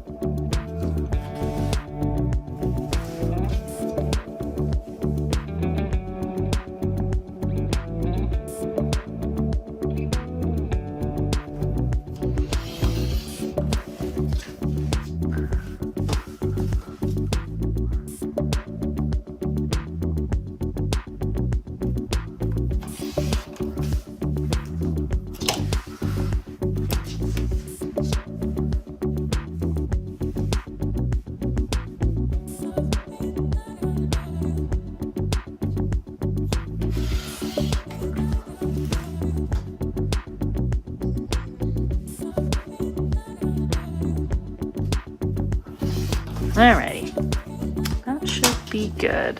I also love this cutting mat because not only do they have 1 through 35 going this way, there's 1 through 35 going this way on our number line here. I can just double check. Okay, that's perfect. 16 by 16. We are ready to make our pillow. All right, we've got our pillow. This part is a part that can kind of get, you just got to double check what you're doing on this part. We're going to assemble our back pieces here. And we've already stitched it, right? You'll need to make sure, okay, it's going to be great. You'll need to make sure we're going to do our bigger piece first. Our 16 by 10 inch piece goes first. So flower towards you, up, pillow piece with your hem foot is also up. The back is up. The best way to describe it. Okay, we're just gonna measure it right there on your piece on the left side. Doesn't matter, left side or right side, doesn't matter. And then let's pin this down. I like to pin it down pretty good because you don't want any shifting.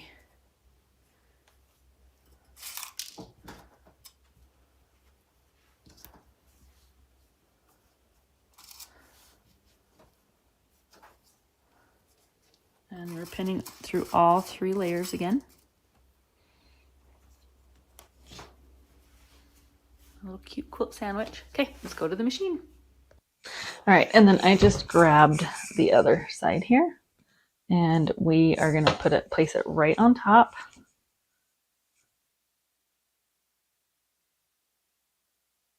Of our bigger one. So you have a little bit of overlap right here. And just make sure that your hem is up, because when you flip it, This is going to show on the outside. So you want the hem piece up, the stitch line up. Pin this side. Make sure it's nice and straight down here.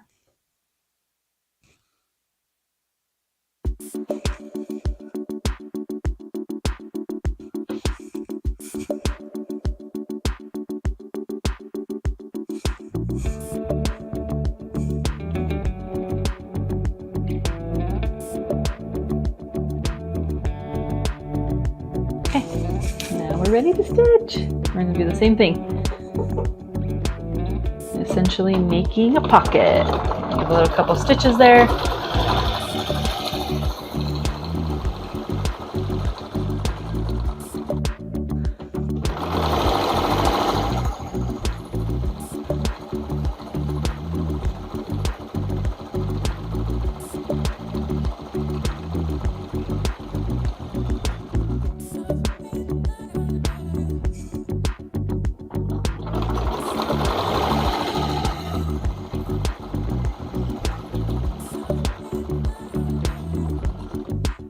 Okay, we are done. Let's check it out.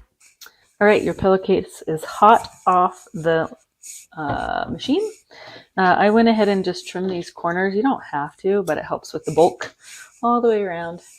And now the best part, we're just gonna flip this around,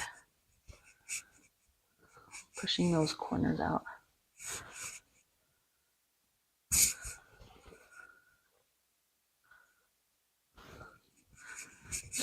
And your pillowcase is done. So fun to put together. This will take a 15 by 15 pillow. Thank you for joining me at Fall Festival with the Grace Company. My name is Lacie Messerly, and you can find me at Messy Quilts. And I can't wait to see you create your pillowcase.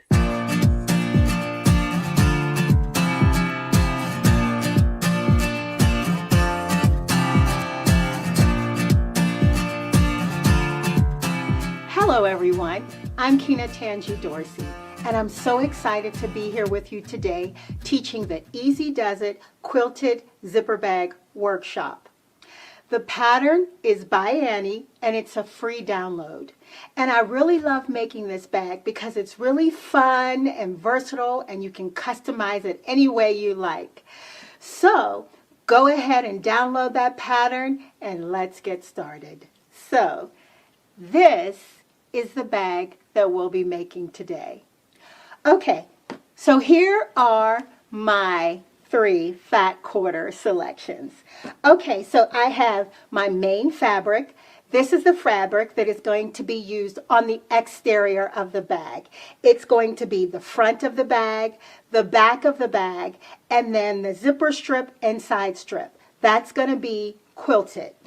Then this is the second fat quarter that I'm going to use, and this is going to be the lining of the bag. So this is going to be on the interior of the bag, and this is also going to be quilted.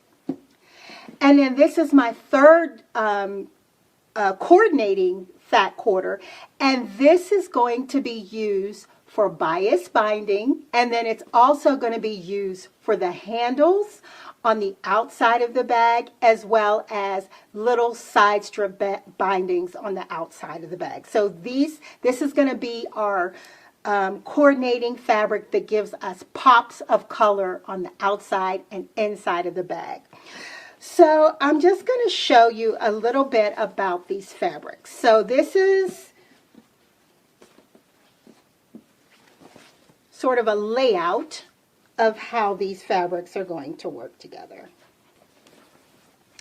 And anyone who knows me knows that I absolutely love African wax fabrics. So that's what you are looking at. They are 100% cotton. I love using these fabrics in my quilts, in my bags, and crafts projects, you name it. I just love them. They're bright, they're beautiful. The patterns, as you can see, are very large scale and just really, really fun. The thing about African fabrics, the pattern repeat can be very different within 1 yard of fabric. So what I decided to do today for this bag, instead of choosing 3 different assorted fabrics, I actually cheated and I'm using 2. So if you didn't notice, this is actually 1 fabric. So this piece of fabric is just cut from different parts of the yard. And so since it's so different, I figured the lining would be on the inside, and then this beautiful colorful part will be the main part of my bag. And then I just kind of found another coordinating fabric to kind of serve as the accents. So if you are using something like this and you find that one part of the fabric has a completely different pattern but the same color scheme and will work, you can actually use that. And as a matter of fact, I'll show you, this is the complete rotation of the yard. And so what I did was I cut it into quarters, and I used 1 quarter for the lining, and I'll be using the other quarter for the front of the bag. So that's just a little trick that I use because these are the type of textiles that I like to work with. Okay, so the next thing you're going to need is a zipper. So this is the zipper that I'm going to use, and I just picked a color that's in my color palette, and I found a zipper a color that I wanted to use that would kind of blend in. Now I could have used pink, I could have used orange, I could have used cream, burgundy, but I decided to go with this one. Now the pattern's actually going to need a zipper that is 15 inches long, but the zipper that I am using today is a by Annie handbag zipper. For the handbags, I would highly recommend using a handbag zipper as opposed to a dress zipper. It's going to last much longer, so I would highly recommend that. Okay, the next thing that we'll need is stabilizer. So I'm using a product called By Annie Soft and Stable, and I would highly recommend using a bag stabilizer such as this as opposed to batting. I wouldn't use batting for these bags because you can, but the bag is going to be very floppy and it's not going to be sturdy. Something like this is going to make the bag stand up, give it weight and shape, and it's also very durable. I mean, I have beat this bag up and it has stood the test of time. The next thing is we're going to need a piece of fusible interfacing, and we're just going to need a little piece. And then the last sort of tool or thing that I will bring up is a round rotary cutter ruler. Now these are by Creative Grids, and they come in different sizes. And these are great because you can use them with your rotary cutter, and they have like sort of a little rough grippy part on one side, which makes it great. So they're non-slip when you're cutting around them. So if you're going to be making a lot of bags, or if you do circles, piecing, and things like this, this is definitely worth the investment. Otherwise, there's a template in the pattern, and you can just make a template and cut it. And we're going to be using these to round the corners of the bag to give it that nice sort of rounded shape as opposed to a square shape. And that'll be easier for binding and everything else. Okay, so that's everything that we need so far to get started. Now we're ready to get started cutting up the fabric. So to begin, we're actually going to start by cutting out the fabric from the coordinating fabric. Now the coordinating fabric is where we're going to cut our bias binding, we're going to cut our handles, and also the side strip bindings. Now, once we do that, then we'll move on to the quilting of the main fabric, and then we'll come back and add these in. But we'll start with this first. So I'm just placing this on my mat, and I am intentionally not going to say measurements out loud because the measurements are there in the pattern, and sometimes I get so focused on the actual instructions of doing things. Numbers, sometimes I say the wrong number or something. So follow along, get the cutting exactly measurements from the pattern, and then we'll go step by step. Okay, so here are pieces from our coordinating fabric. We have our square that we're going to use to make our bias binding. We have 2 pieces that we're going to be using. These are going to be folded, and we're going to have interfacing attached to these. These are going to be for the handles. And these are going to be the side strip bindings, what we'll use to cover up where the seams join. So I'm going to set these aside, and now we'll look at how we create our bias binding. So what we need is you're going to need your long rotary cutter, and we're going to make a cut from the top of the upper left-hand corner down to the lower right-hand corner.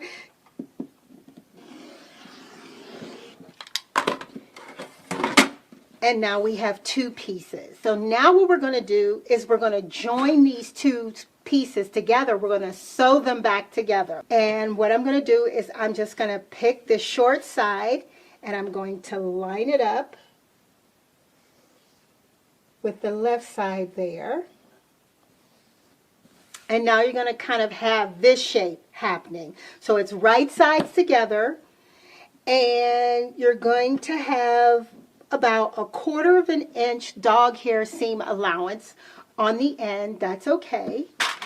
And you just clip it together, and we're going to sew it along this edge using 1/4 inch seam allowance. And then once you sew it, it's going to look like this.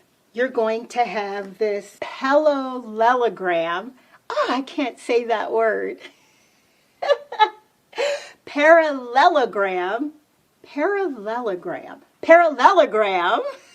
shaped piece of fabric, and then it'll be on the bias, and then that's what's going to give us the bias stretch. So I'm going to sew along here, and then I'm going to iron the seam allowance open. Okay, so here's what it looks like once it's sewn together. My parallelogram. See how I did that? I went away and I practiced it so I could say it better. Okay, so this is how it looks. And then all we really need to do is just kind of trim off those dog hairs right there and get rid of that.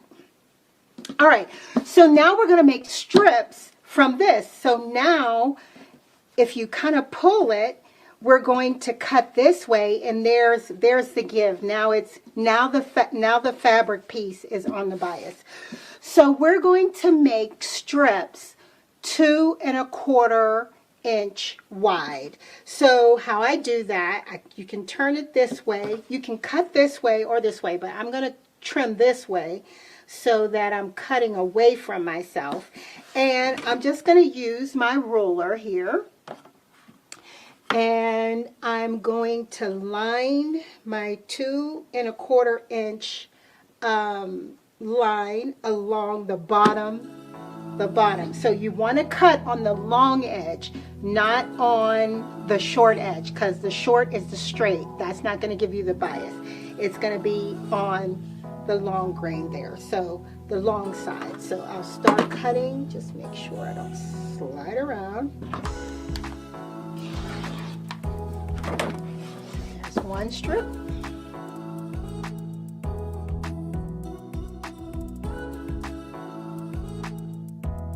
Okay, so now we have 4 strips that we're going to join together to make one long strip. So when they come together, they're going to be joined on a diagonal, so you can it's less noticeable where the seams are. So right sides together on that angle, and you'll have about 1/4 of an inch of little dog hairs left over. And for this, I'll use pins instead of clips. And we're going to sew them together using our 1/4 inch seam allowance. But just so you can have an idea, it's going to look like that. So I'll go ahead and just pin all of these. And then once we sew these together, it's going to be folded in half. Okay, here is our one continued piece of bias binding. And as you see, it has like nice stretch, so it's going to be perfect going around those corners. All right, so this is going to be folded in half, and then we can pin it.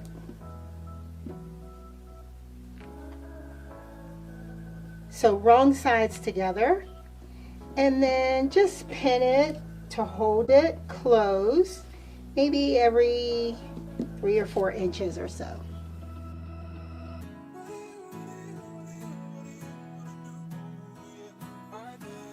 Okay, so here is the binding, and I'm just going to fold it up and we'll set it aside and we'll come back to it later.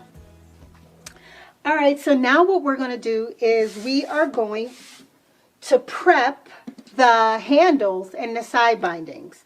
So the handles are, we have 2 of these, they're the larger ones, and we're going to put fusible web on them, and then we'll fold them and top stitch them closed. So fusible interfacing, excuse me. All right, so these are going to be the handles. So now what we're going to do is we're going to fold each one in half with the interfacing in the center. And then you can press it to make a crease mark so that the crease mark would hold. So that's going to be in the center. So I'm going to press this.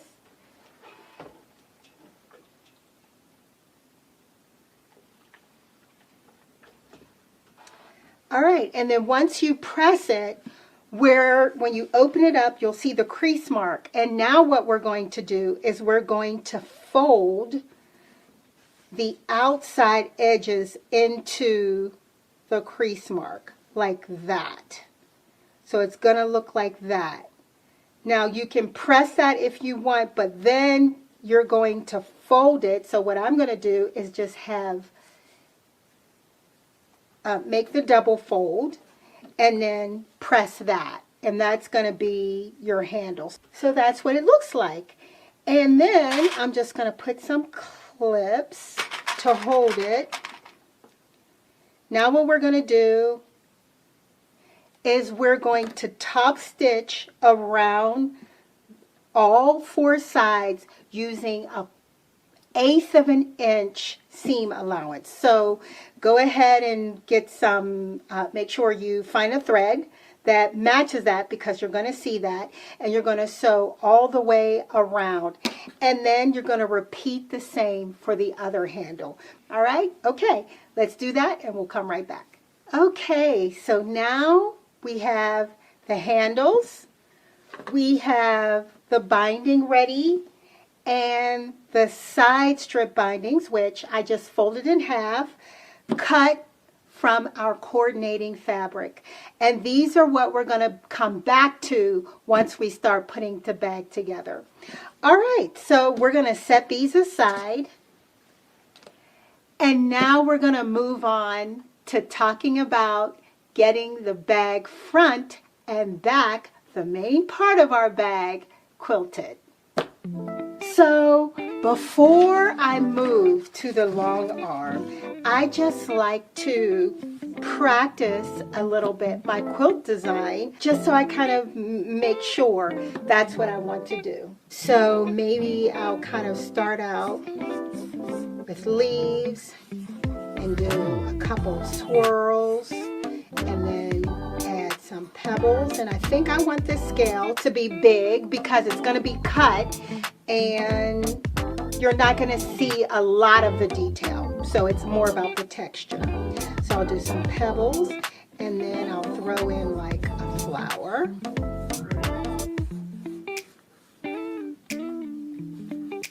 And then maybe some paisleys, which kind of look like blooms a little bit. And then let's see, I'll do like a meandering flower. And go around. Let's see, what else? Maybe elongated swirl. And then start back at my leaves. And then swirls, swirl, pebble. Yeah, and let's see, I went into flower.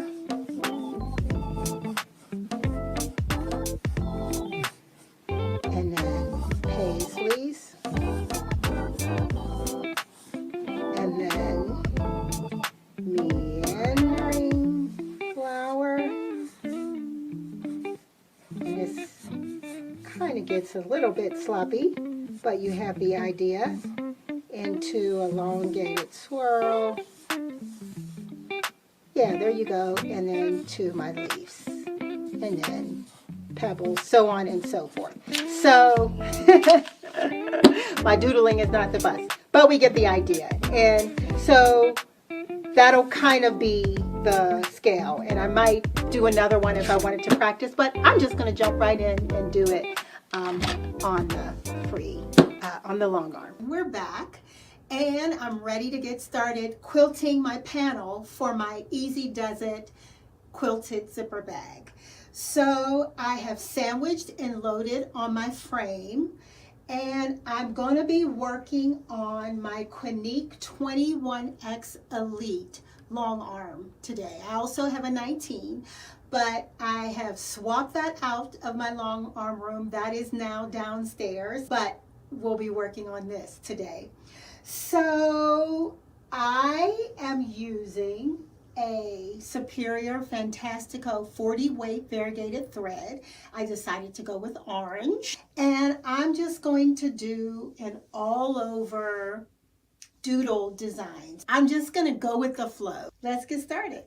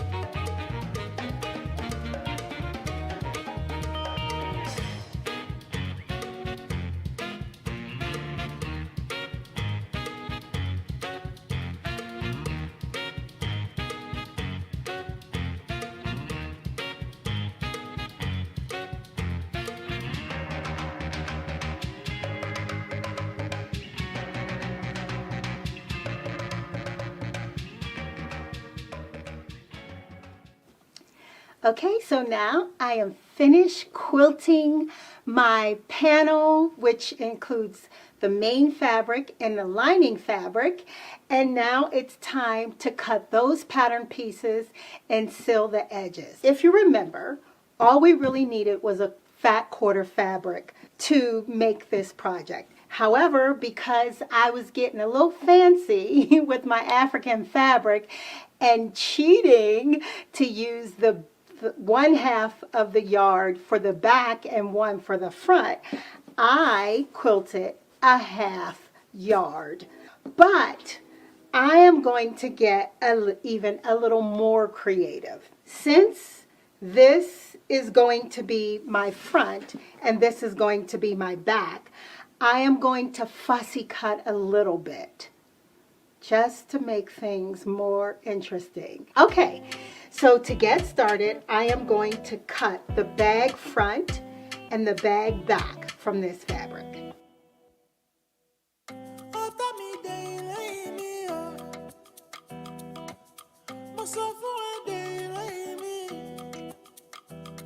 Now I am going to cut out the side strip.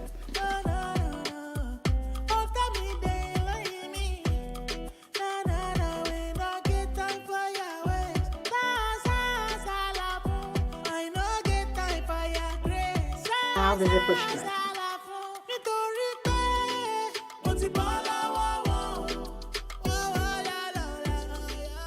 Okay, so now I have cut out all the pieces for the body of the bag, and this is what I have left over. This is plenty for another project. So I am going to save this for another bag. Okay, so now the next thing that we have to do is we're going to round the corners here on the bag front and the bag back, and then once we do that, we're going to seal the edges of each piece by sewing around the cutout piece about 1/8 of an inch from the edge. But the first thing we're going to do is round the corners. So what I'm going to use is I have my 2.5 inch round rotary cutter. And this is going to help me get the nice round edges. But if you're using a template, you might want to use a marking pen. So I'm just going to line that up to the edge and just round that corner right there. And I'm going to do it on all 4 corners.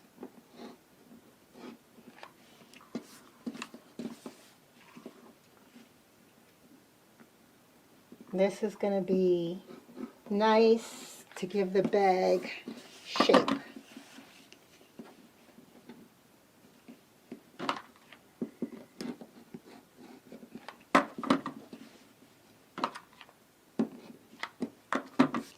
Good. There's the first piece, and now I'll do the next piece. Same thing. Here we go. So here are our pieces for the front and the back. Here is our piece that is going to be the side strip. That's going to be the bottom and the sides of the bag.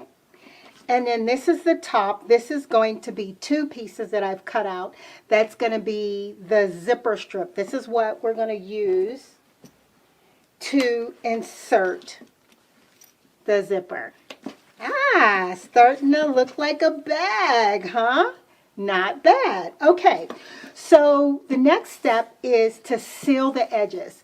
We want to top stitch and seal the edges down because that is going to keep it from catching, you know, any loose fabric that wasn't quilted, and also it's going to compress that, and it's just going to make it easier when we construct the bag and we're sewing the seams together. It's just going to make it tighter and easier to line up. So I am just going to top stitch around all of these pieces.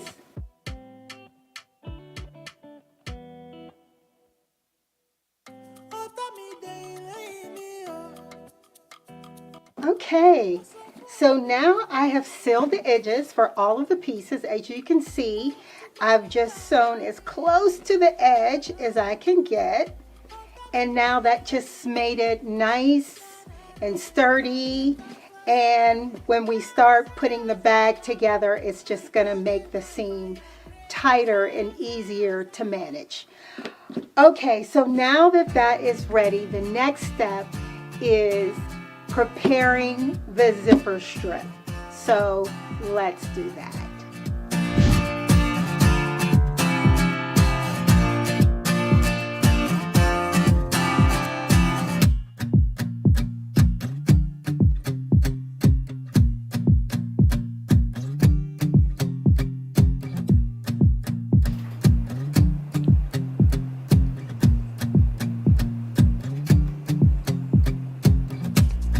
everyone, welcome back.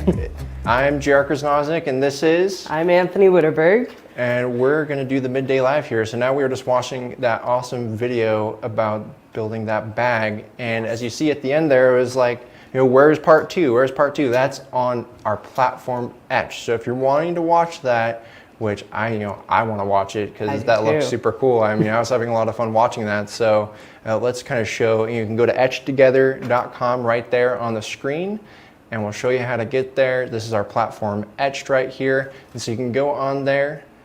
Yep, we're gonna bring out here. There's a link on our main page here on graceroom.com. You can click on that and bring you over. And then you can press explore now, and it'll take you right on over to our website. And this is where you can find that second video. So make sure to check this out and go and see. Here's that second video right there. And also the first video is on there as well. So we have that, and we'll come back to here now. And so, Anthony, maybe, I'm an account executive, and what do you do here as well? You're an account executive? I'm now an account executive. I ask you like I don't know, but of course I do. So thanks for everyone that's watching, and we're just gonna engage with you guys a little bit here. Tell us what you thought about the video that just aired right there. Yeah. Share, did you like it? Did you not like it? Tell us your opinion about it. I'm interested to know. Maybe you have other videos that were your favorite so far. I know we're only halfway through the first day, but I already have a favorite video of my own. Yeah, and we're just getting started, and we have got a lot of content planned, so stay tuned here. And so, I'm really excited about this Fall Festival for the videos, but also there's something else. The deals are going on right now are awesome. Oh, wow, thank you, Mandy. It's super informative, she says, so I'm glad she's learning a lot of info. And also, just to go over this as well, the kind of theme for this Fall Festival is, fashion and, kind of accessory, clothing related. So everything is kind of related to that. You might have noticed some of our videos, like the one that we just had, it's kind of around that theme. So that's our big theme of our Fall Festival. Yes. So let's go ahead and take a look at our promotions that we have going on right now for our Fall Festival, because they're really great. And Anthony, you want to talk a little bit about this awesome promotion we have going on? Absolutely. So as you can see up on our screen, we have 30% off our QCT6, and that is a huge deal. You're gonna wanna jump on that this month because this is probably the best price I've ever seen it. We have a couple different options here, QCT6, Plus, Pro, and if you have Pro, you can get the gold card as well, which is probably one of my favorite things about QCT, all the perks of a gold card. Yeah, that's really awesome. And Anthony, tell me, like, how many times do you hear people asking, oh, when is QCT going to go on sale, right? Every time I get a call about QCT. Do you know when it's going on sale? We want a sale. What's the sale going to be? And I'm telling you right now, this is the best sale of the year. It happens about every year. So if you've been thinking about it or you're interested in it, now is the time to go ahead and jump on that, because this is going to be the absolute best deal you can get on it. And again, you don't always have to get it from our website too. We have lots of dealers, so you can also go on our website and look up dealers near you. In the resources, there's a dealer locator. So make sure to support your local dealer as well. We'll still be able to support you. So that is our main promotion, the Quilters Creative Touch, really fantastic deal. We also have a deal on the Q-Zone frames, and we also have multiple bundle options as well, and also like a whole entire bundle builder on our website for all sorts of different bundles that fits any sort of, what you're doing, the home-based quilter. You can get anything that fits your area. Yeah, for those, you'll want to definitely hit up a dealer or check out our website. But let's keep looking at these frames. You can get our new Evolution frame for an amazing price. Down for our Evolution Elite frame, which can be an 8-foot, 10-foot, or 12-foot frame, used to be $4,499, $3,199. It's a great deal. That is great.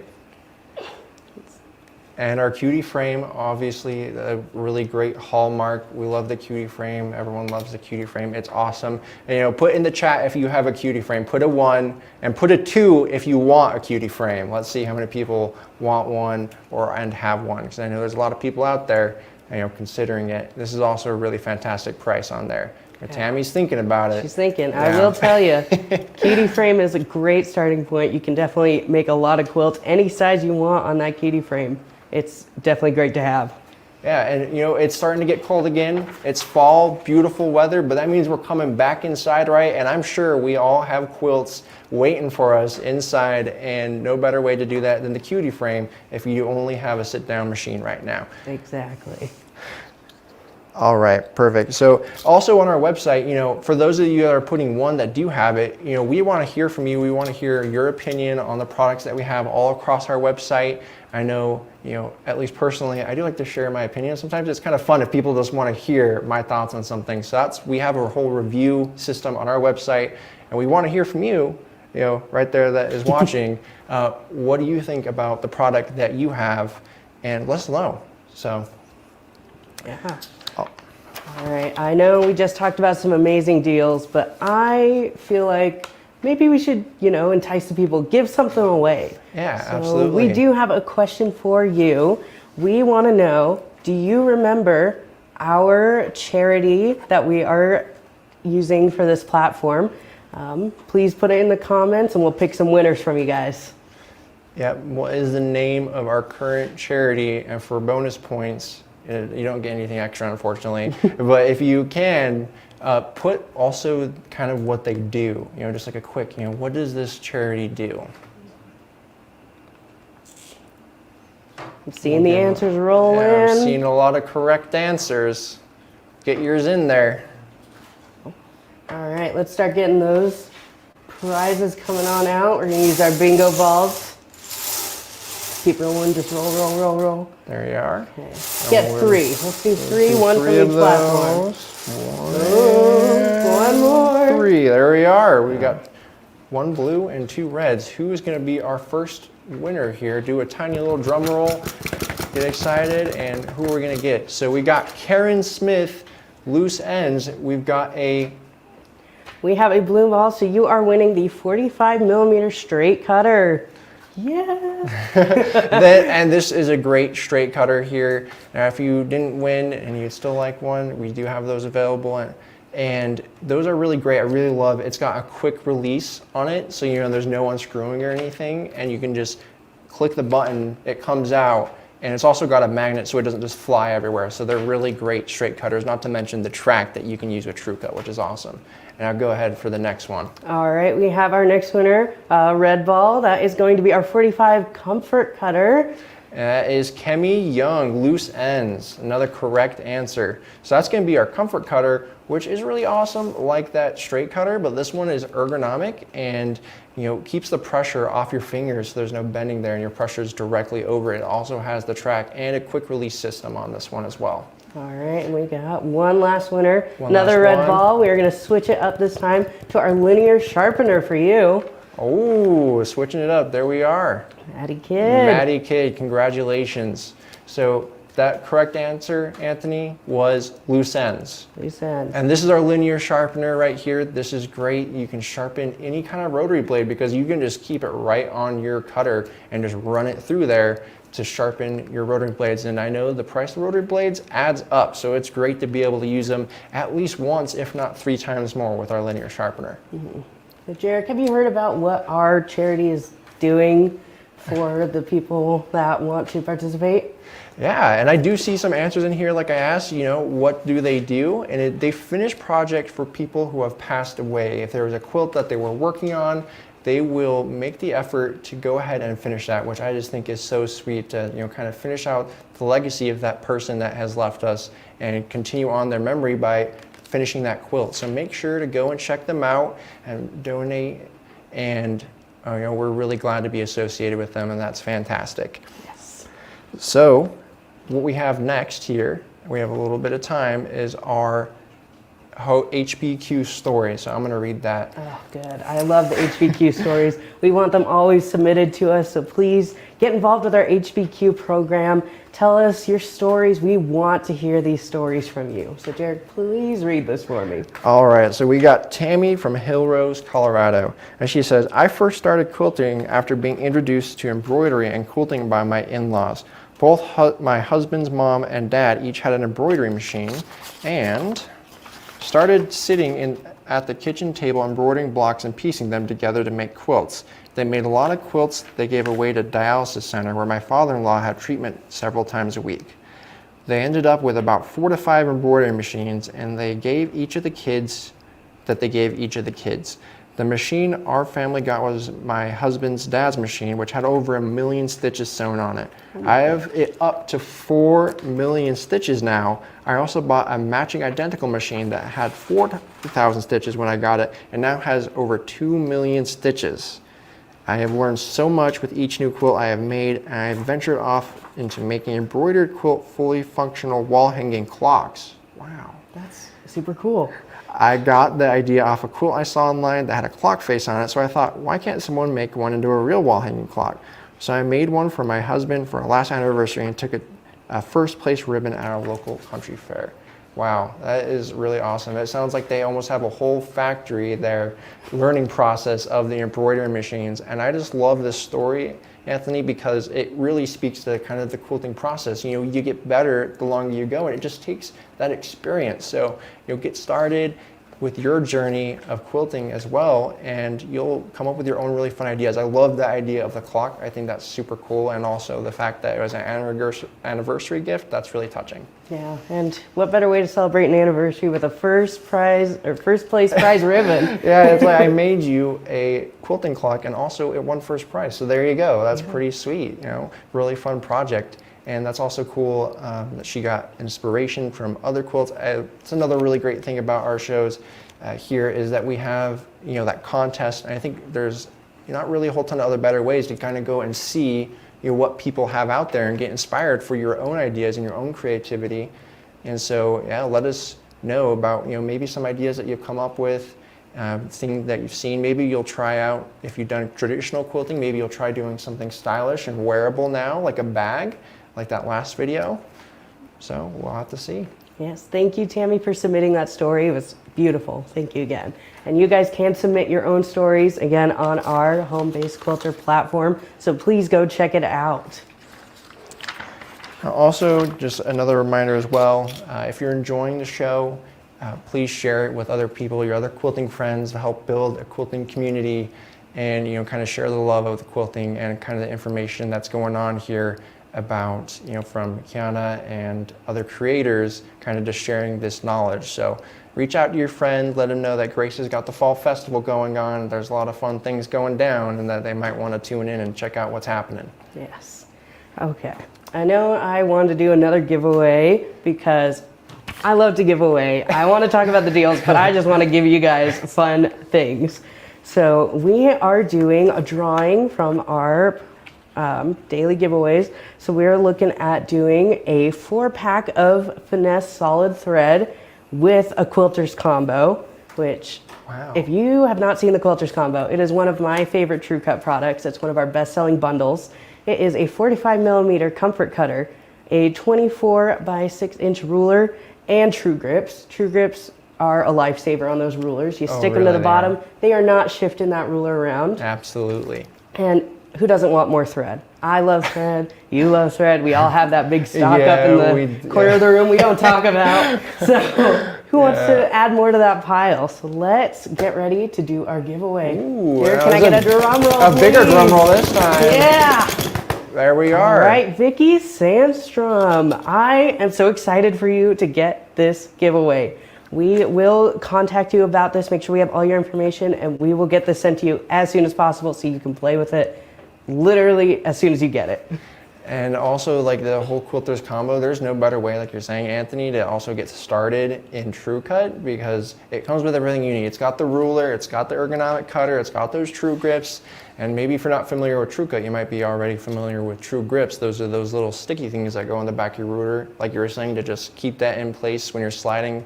And you know, True Cut is really easy, safe, and accurate, like it says kind of in the name is the slogan, easy, safe, and accurate. So, you know, take a look at True Cut if you haven't. I'm sorry, I apologize, because I just think True Cut's awesome. I could go on and on about it, so I'm really stoked for her that she won the True Cut. So that's going to be awesome. And like you were saying, everyone got their secret stash, maybe not so secret stash, maybe it takes up a room, maybe it takes up 3, I don't know. I can see some pretty big collections, and that's just awesome. It's fun to have all sorts of quilting accessories and fabrics. Exactly. Well, we got a lot more in store coming right on up on this live that we have here, and I hope you stay tuned. And again, invite your friends, check out the website, check out the deals. I want to hear your opinion on our pages about the products that you have, and let us know what you think about it. And again, thank you so much for tuning in. I hope you enjoy the rest of the stuff that we have going on here. Yeah, we will see you very soon.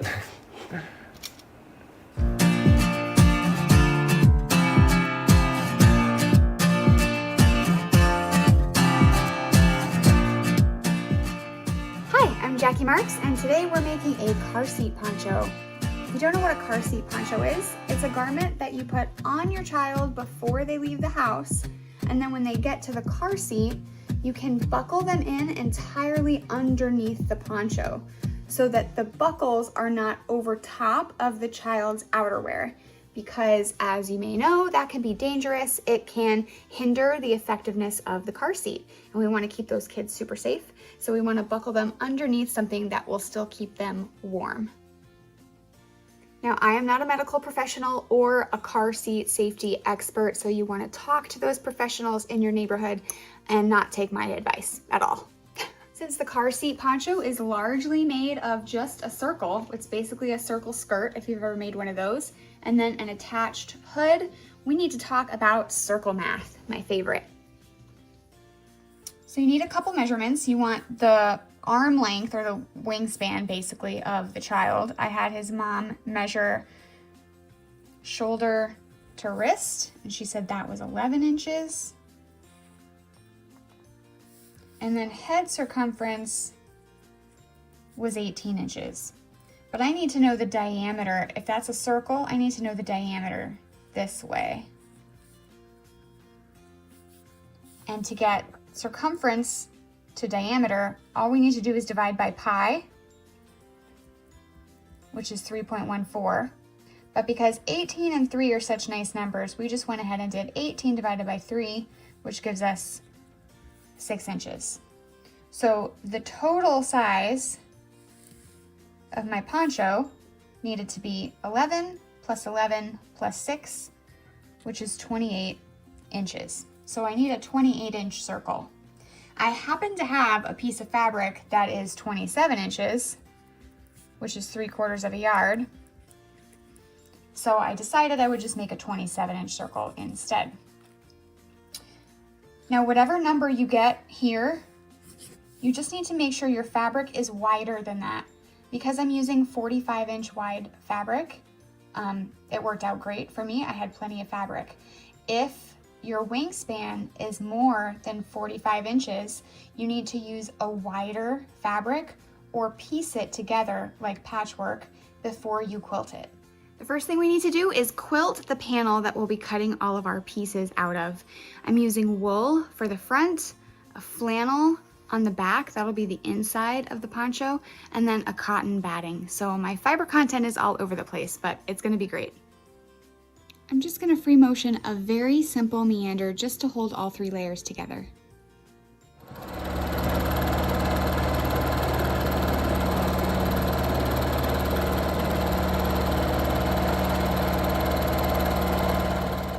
Now I just need to trim away the excess batting and backing.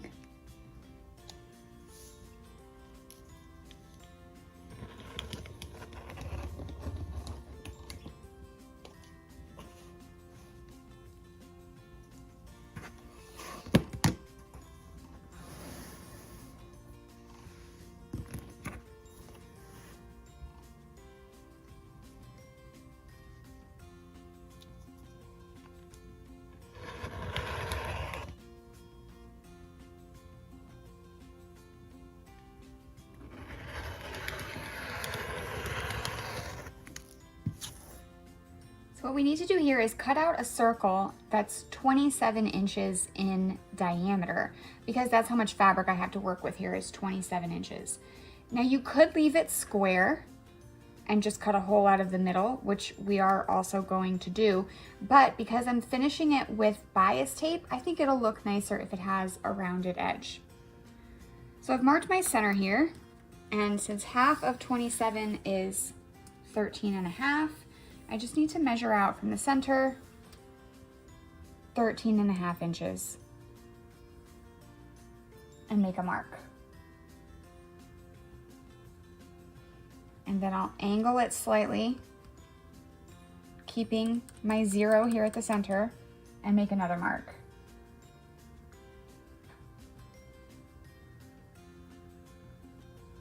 And I'll keep doing that until I have sort of a circular shape that I can follow.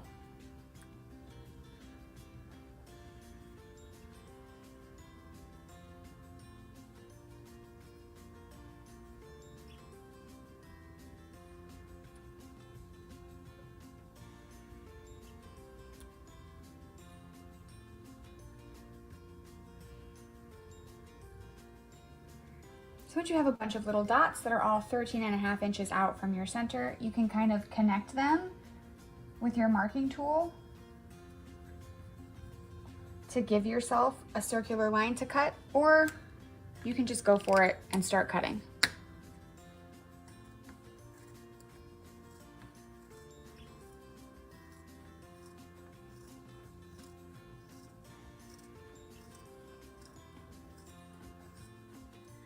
So here I have my 27-inch circle. I need a head hole. I need a place to attach the hood. And since, as we talked about earlier, we have an 18-inch head circumference, that means we have roughly a 6-inch diameter, which gives us a 3-inch radius. So from this same center point, we're gonna measure a 3-inch circle.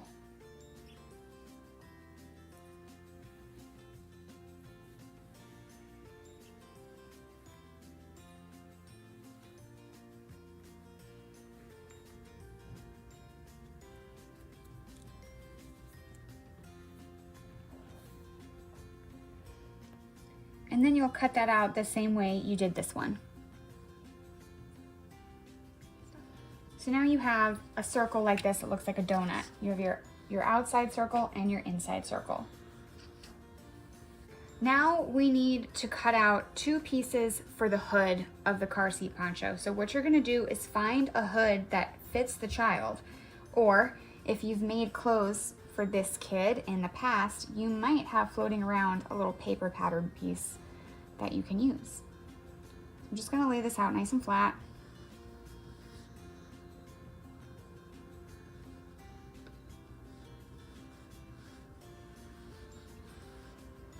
And trace, adding seam allowance around the outside, but not adding seam allowance here because we're just gonna finish that up with binding.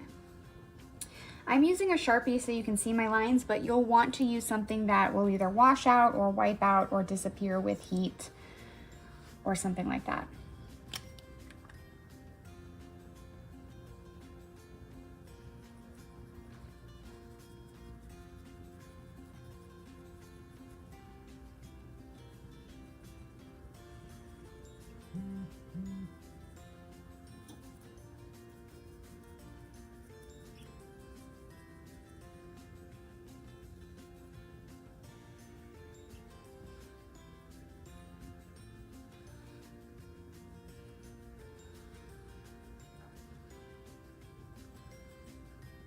Okay, then I need to kind of fold this up.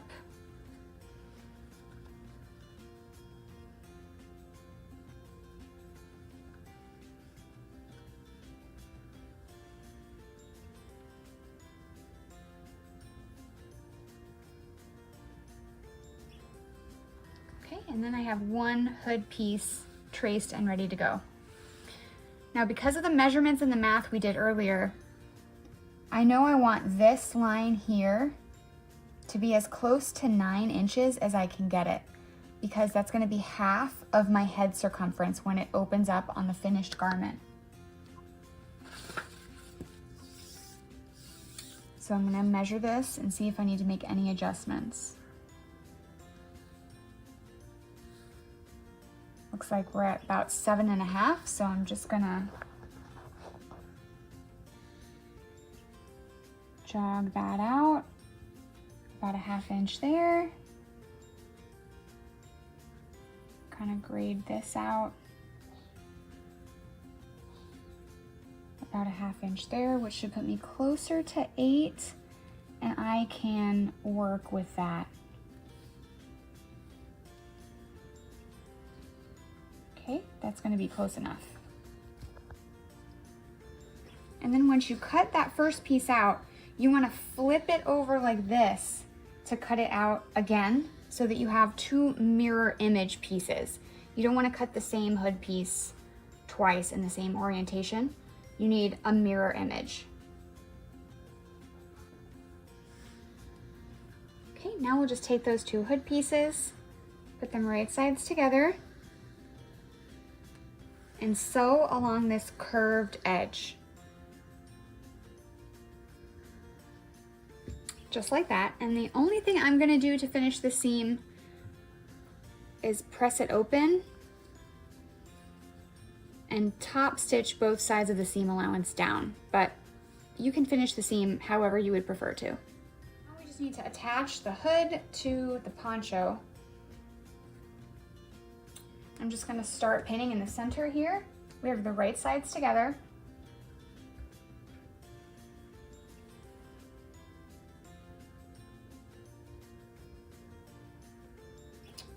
You might need to use clips if yours is as thick as mine. And then I'm just gonna work my way around the circle with the hood.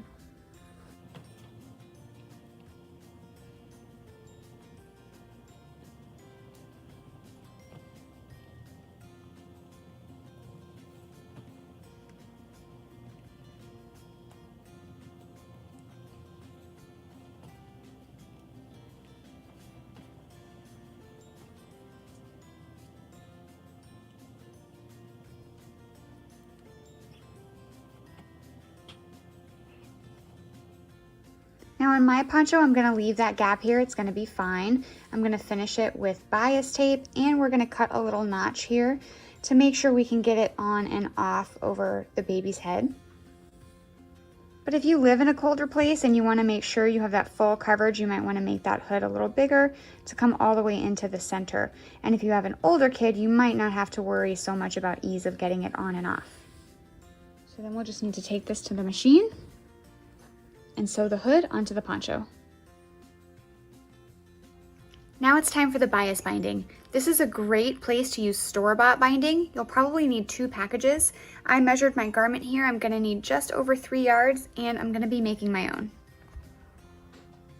So I'm ready to start sewing my bias tape onto my poncho. This is the wrong side of the poncho. I'm sewing it to the wrong side first. And I have a little tail back here that I'm gonna leave unsewn for now. So I have my walking foot. Oh, let's get my feed dogs up. And because this strip is cut on the bias, it will curve really nicely around the curve of the poncho.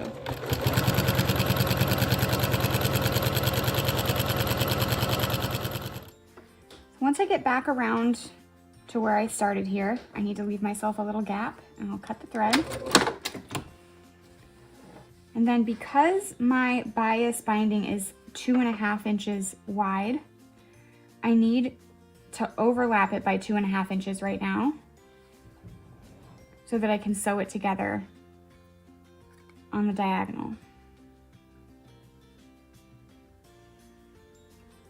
So I'm just gonna cut a little bit off here.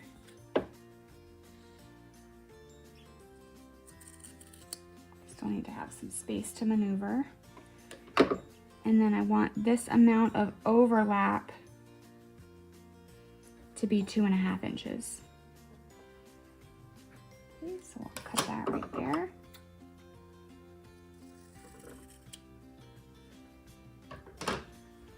Now I want to put these right sides together and just twist.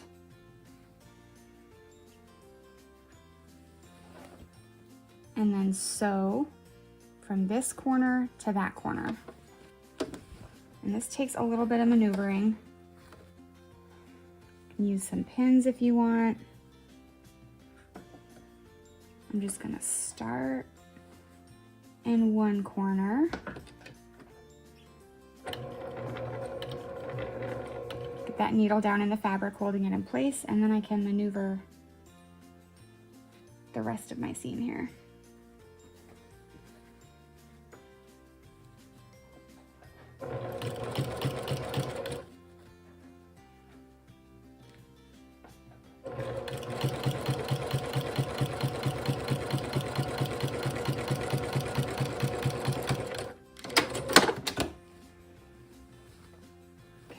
can see when that opens up, after I trim that excess off, I'll have a really nice join right there.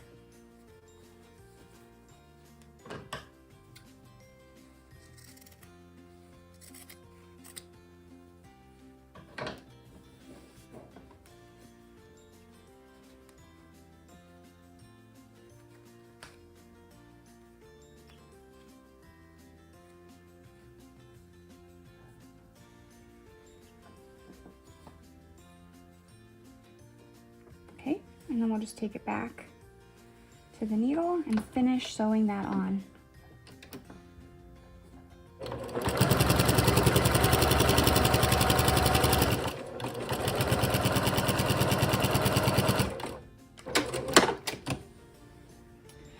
Now we want to wrap it around to the right side of the garment.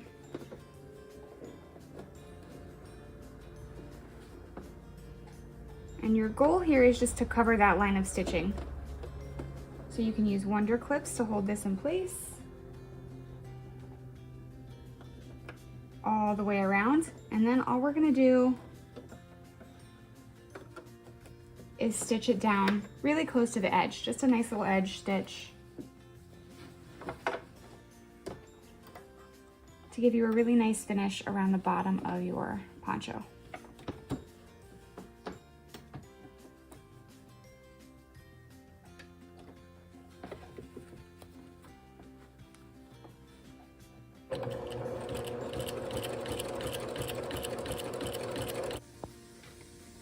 Just like that. So you have a nice finish all the way around the outside of your poncho. And now we need to do something very similar for this edge along the front of the hood. Okay, so now I'm going to start sewing onto the side of the hood. And when I get to a corner like this, we have a couple of inside corners that we're working with. We're going to just straighten it out and pretend it's not there. And we're going to make it look like a corner later.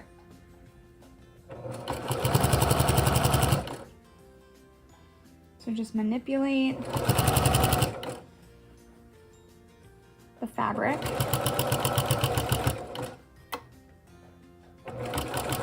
to be able to sew in a straight line.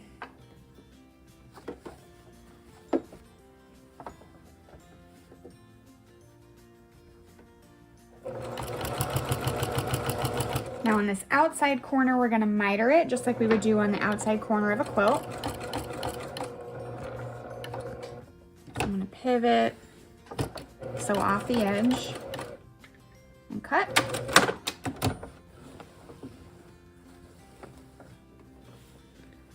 Then fold up at a 45.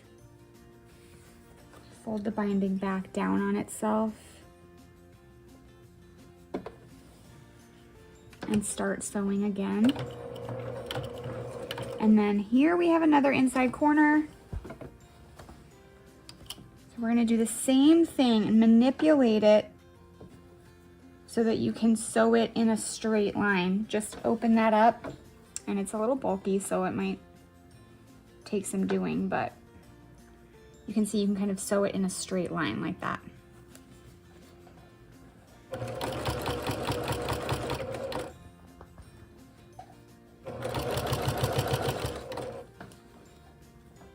Make sure you're catching all your layers in that process.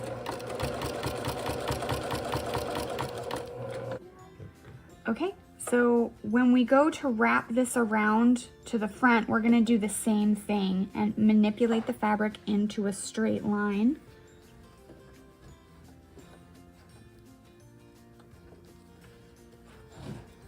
And sew it as though it were a straight line.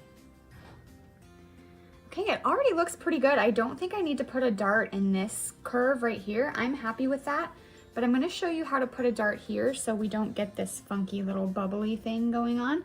And then if you wanted to do that in this inside corner of your garment, you could do that as well. So what we're gonna do here to get a nice point is we're gonna turn it inside out, fold this right sides together, and we want this to be a straight line. So right where this piece is poking out, we're gonna sew here and make sort of a dart, and then we'll have a nice angle on the front there. So if you can just visualize a straight line, that's where we're gonna be sewing.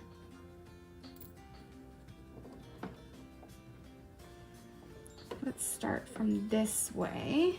I think my machine will handle that a little bit better. I'm gonna back stitch.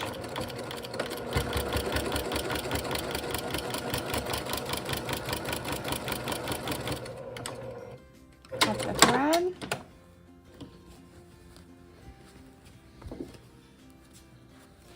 Okay, and then you have your nice little V right there in the front. And I might rip some of that out so I have more of the opening left. But there you go. How cute is that?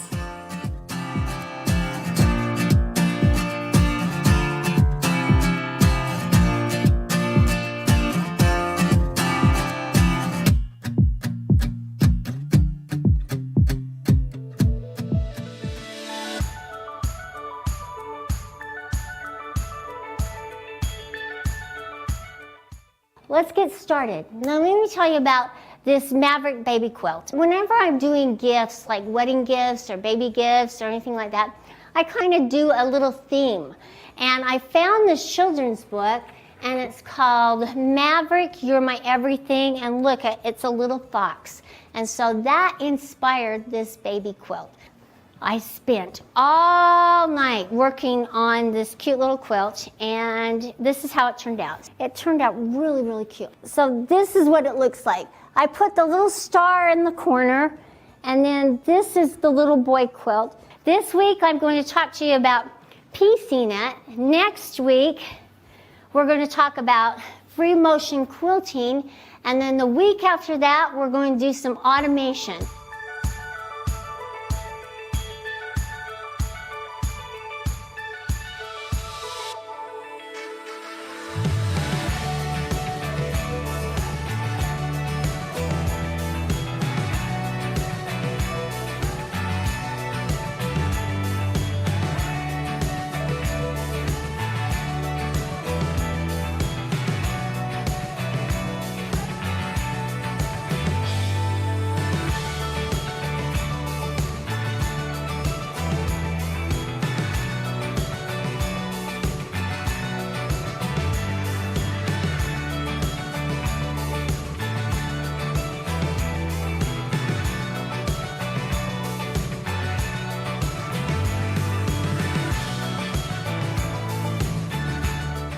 Welcome to Tuesdays with Grace. This is our second course and with our Maverick Fox quilt, and I'm very excited to show you some free motion ways to quilt it.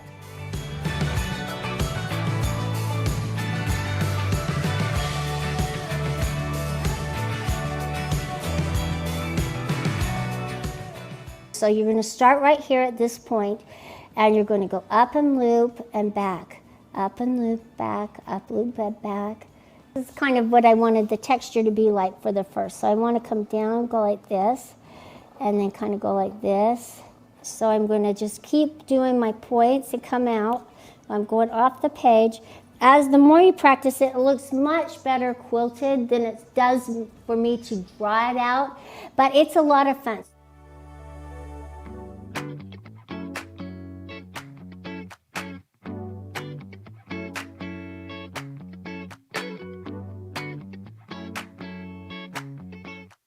This was with just the squiggly lines coming into a point. And this one, I just did the points, so I just went back and forth all the way across. It's kind of fun. This, I started deviating, practicing the little spirals in there as well to make it different. Now, you could just do straight lines, and straight lines would be great.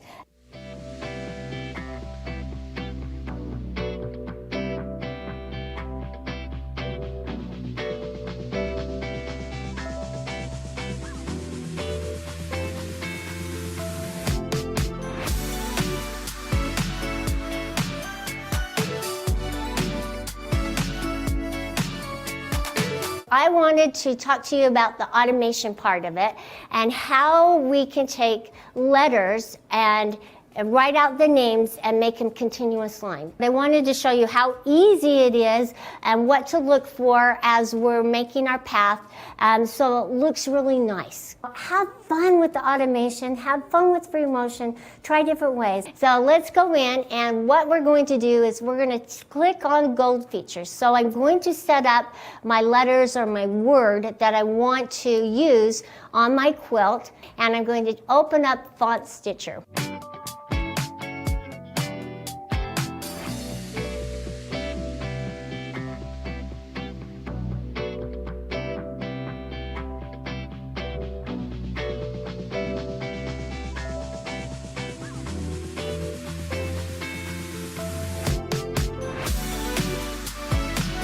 When I'm playing in simulation mode, see this little arrow? It is acting like my sewing machine. So it is my sewing machine. So wherever I move this little arrow with my mouse, it's going to be where the sewing machine needle is in position to the quilt. So I'm just going to tap on that. Notice how it moved up to that point and my node turned green. Now I want to place this next one, and I'm just going to place it right down here. Okay, so now I placed my design and I want to go see what it looks like, just in simulation mode, what it's going to sew like. So I'm going to tap on quilt, and I want you to see these little breaks from one letter to the next? That's what I'm going to go in and get rid of and have it sew continuously.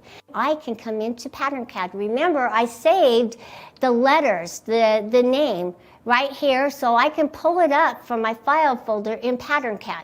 So what I'm going to do, I'm going to find the one that I did today. So I'm going to go down to T's, and it's right here. This is the one. These are the ones I saved earlier. So I'm going to open it up and see how it imported in. Notice that all these little nodes, I want to make it a little bigger. What I'm going to do is come up here to my layers, okay? I want to make a bottom layer, and when I do that, it copied it to the bottom layer, and so now I have lines that I can sew it all out.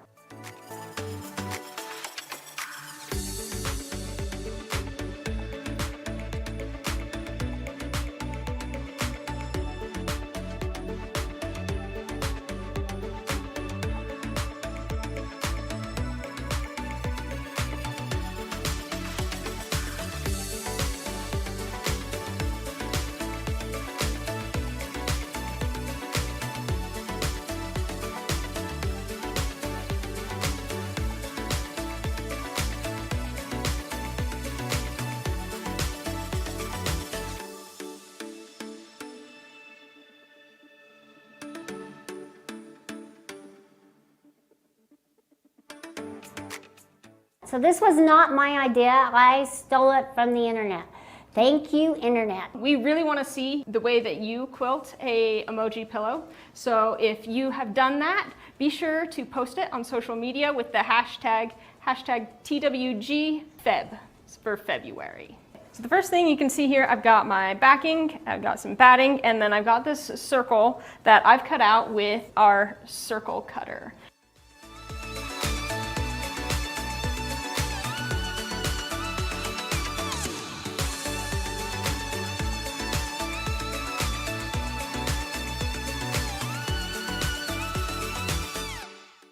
You kind of want to give yourself some space around the edge for when the pillow is stuffed, you stuff it. And the Sharpie is a good way for him. She's going to do the outline of the glasses.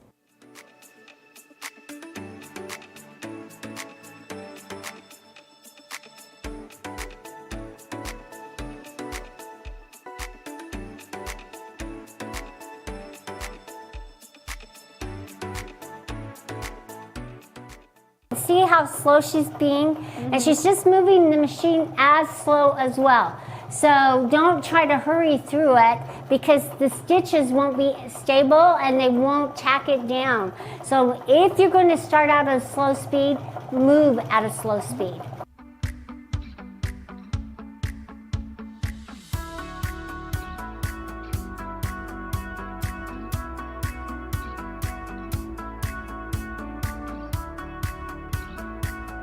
Today I'm just going to show you a different way to make the emojis. And this is my husband's favorite emoji right there. This little one here is a little smile, and I thought it was that teeth smile, okay? But I wanted to add braces to it.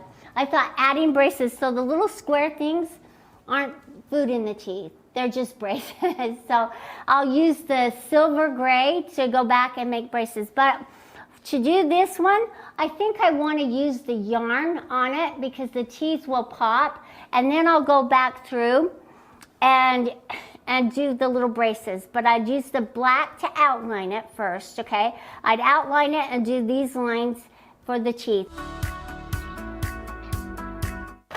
And I'm just not going to be really careful. I'm just going to move around.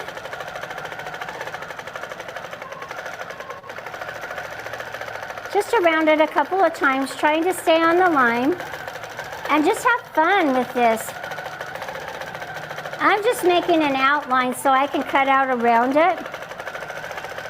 And I probably should have did this in gold, so it'll be aviator. I didn't have any gold, but I could change it to a yellow and make it gold. But that's okay, you get the gist. You do you.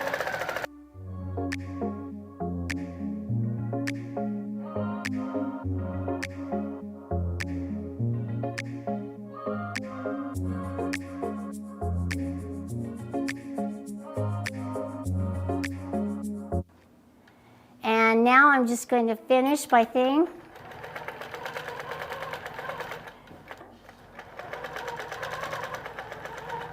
And this is called thread painting. I'm just going to go back and forth and just kind of fill it in. I'm just going to have fun with it. And then I'm going to go do the other side.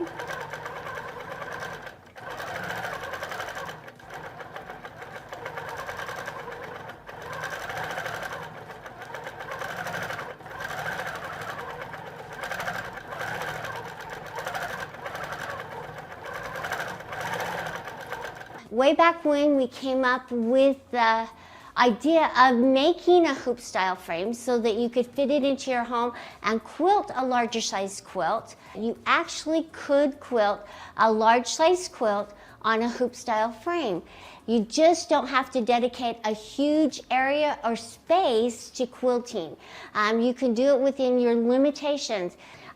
Notice that I'm using our little cutie tabletop fabric frame. That's the big block, okay? These big blocks will not fit into the throat of the machine. So what I'm going to do is I could do a couple of things. I can use the pattern of the fabric as my inspiration. I could do lots of little pebbles. I probably won't. I could do stippling in this area. That way I will be able to break it up just a little bit. I could do an edge-to-edge design in the area, or I could section it off into like a little 9 patch, or a little, not a 9 patch, you could do a 12 patch, or whatever works within your area.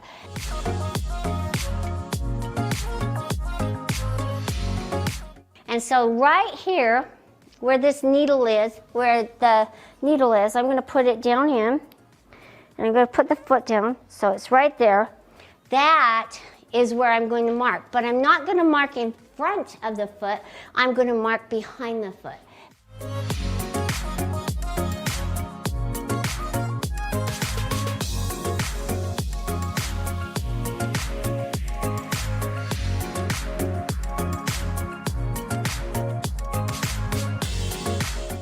This is a more geometric quilt, so I'm kind of using swirls and geometric designs, but you think about the personality of your quilt and what you want to see on it, and then start doodling the designs.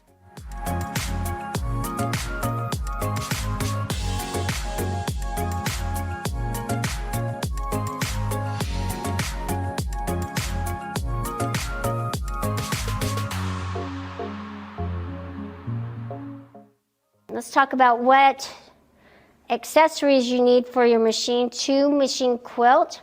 You will need your darning or hopping foot. You will need to make sure that your presser foot gauge, that's the pressure that the presser foot is pushing down onto your quilt layers is adjusted for quilting and not too tight. And then you want to make sure your feed dogs are down. All right.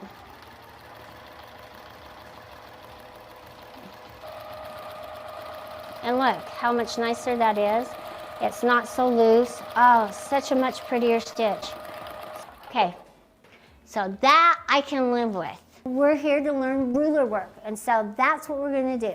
So we're gonna jump in and talk about how I am using my rulers and how I marked my border. I made my first marking right here, top to bottom, and I just used my pencil. Again, I'm using the pencil, you don't have to, but I like the pencil because I can erase the lines, okay?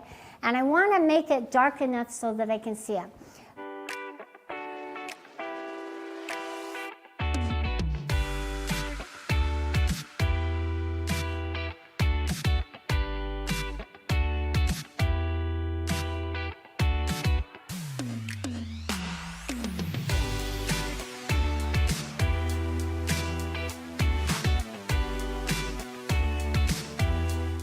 Right here, you could make it a little pinwheel, or you could just make it as simple as possible and just do your stitch in the ditch, then come in and just make just a light one and then just fill that in. Very simple, very basic. You could come in 1/2 inch. You can do whatever you feel like you want to. So let me show you right here. So there's lots of ways that you can quilt this. Remember, I just did it down here and down here. So we made more squares. And you want to make sure your points line up. Okay, so let's get in and let's start quilting.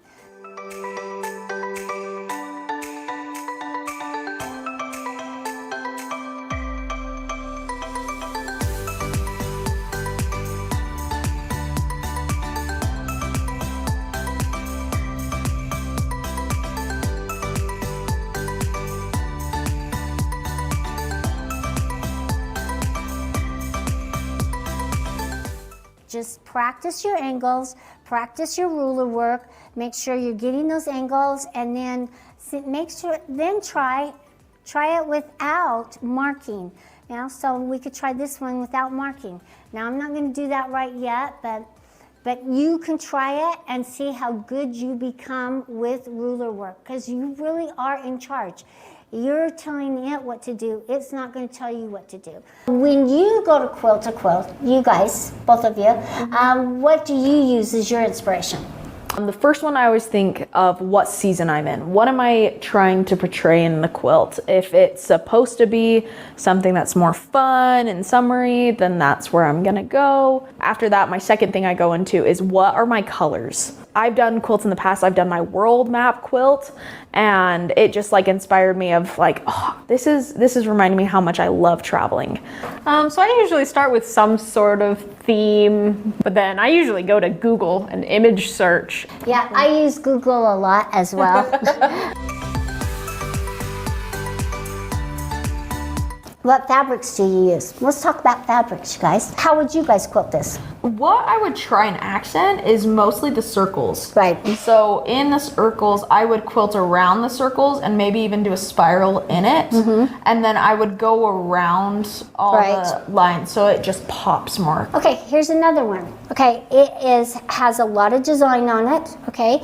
If you were using the turquoise color to quilt it, that would probably pop up on the white, but vice versa, the white. So think about the threads that you're using and how you, if you wanted them to see the design, and you know, maybe I'd use a darker thread. What kind of quilting do you want? Do you want it to be ruler work? Do you want it to be automated? Do you want it just all free motion? What's the personality call for? Some quilts call for whimsy and fun. Others are just accurate, precise. Confidence is key whenever you're quilting. The more I feel confident about a design and the more I practice it, and even when I get up, even if I'm not confident in the design at all, if I practice it and I'm like, okay, you know what? Whatever comes, it's gonna come. I'm just gonna quilt it. And the more that I can stand tall and make sure that I'm gonna be happy with this no matter what, the better my design comes out.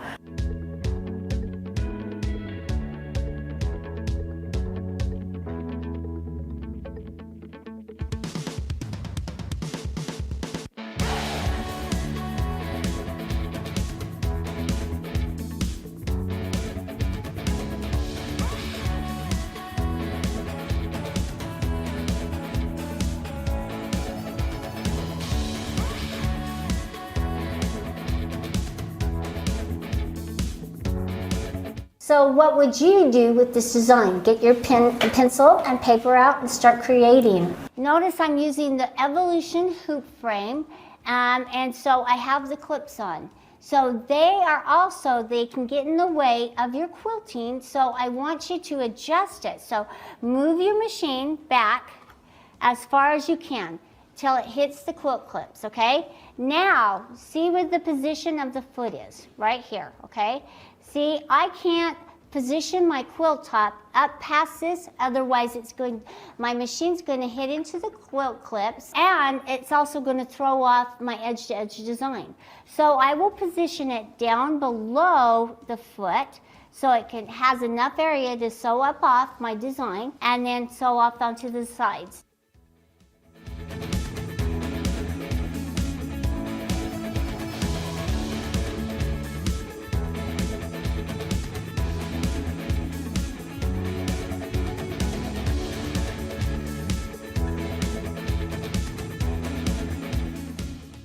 I love the way Power Pencil sews. You can adjust the design to sew just the way you want it, and I just think it's a lot of fun and very cool to see how it works. Now, easy and basic all have their certain purposes, and I'm not going to go into detail right now, but today we're using Power Pencil, so I'm selecting that one. And now I'm going to select my pattern. Right here, there's two places that you can select your pattern, right here next to the power mode and up here. I'm just going to go right here because it opens up. We want to open up our continuous line file folder, and you can see I have a bunch of them in there.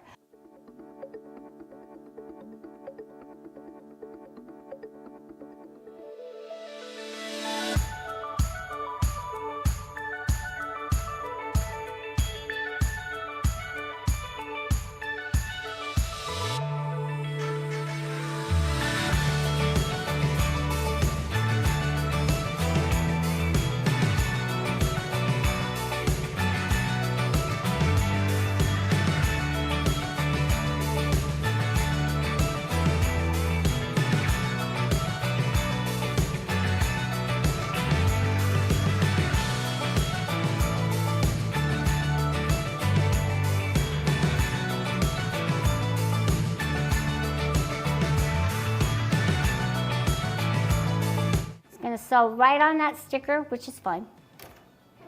Now it's doing its tie-off stitches.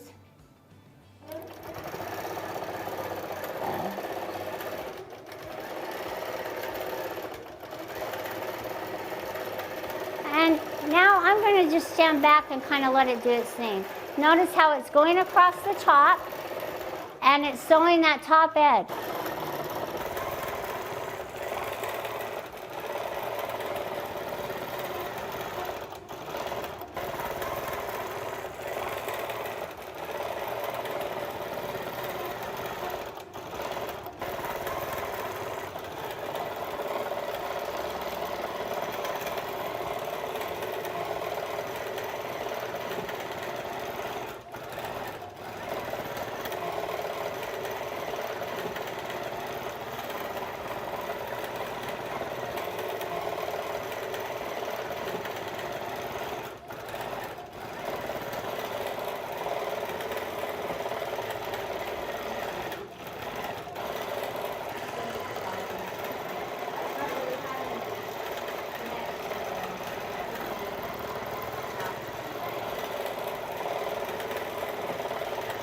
Let us know what you would do. We want to hear from you. And send your emails to Karla with a K, K-A-R-L-A @graceframe.com. You can do that. You can also reach out to us on Facebook, reach out to us on our comment section. You guys are so awesome, and we love all the support that you guys give us. I think it's the best confidence booster when we come out here and do that. And we also would love to know how we can better support our customers and our friends in the quilting world.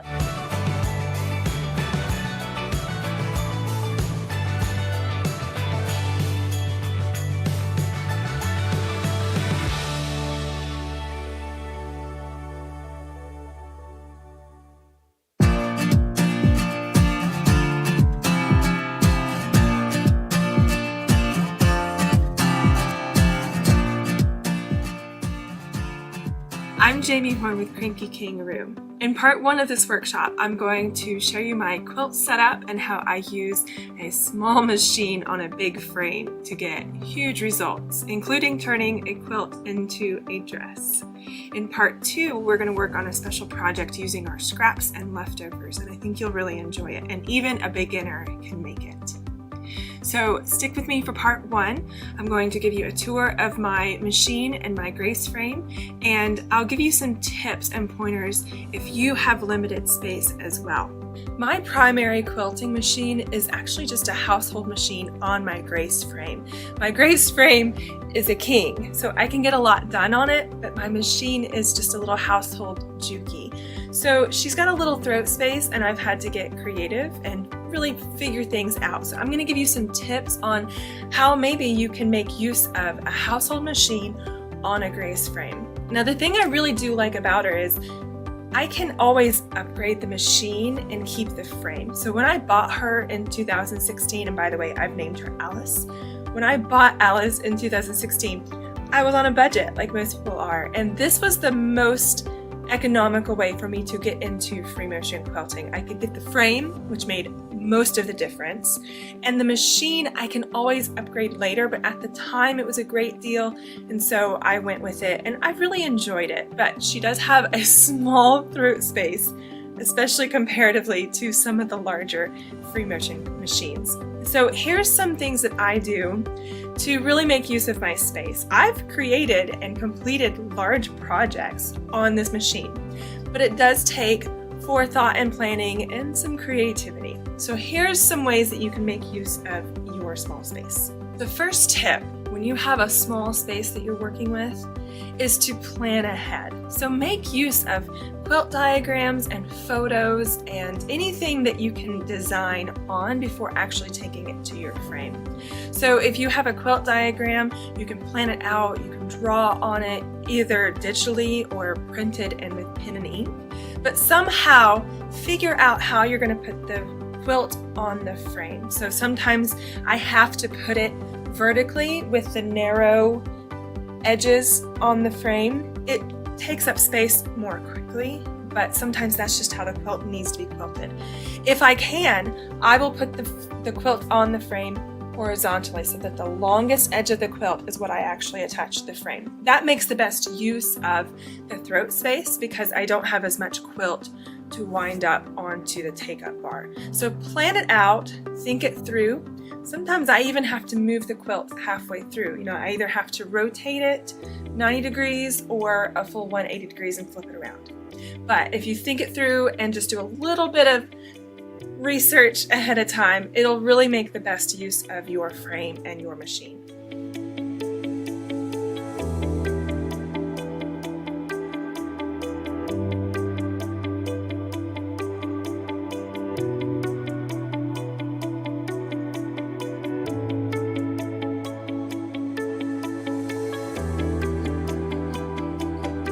You can also pick motifs based on your throat space. So when I'm looking for a free motion design or a pantograph design, I'm really looking for something that I can scale to my machine size, my throat size. So if it's like a 12-inch pantograph, if I shrink it down to my 8 inches, maybe even only 7 inches, by the time I get some quilt rolled up in there, if I'm gonna shrink it down that much and then there's so much detail, it's just gonna get lost in the quilting, I won't use that one. I'm really looking for something that when I shrink it down, it's not going to be so detailed that I will spend so much time quilting and then I'll lose either details or it'll just be too tight of a quilting motif at that point.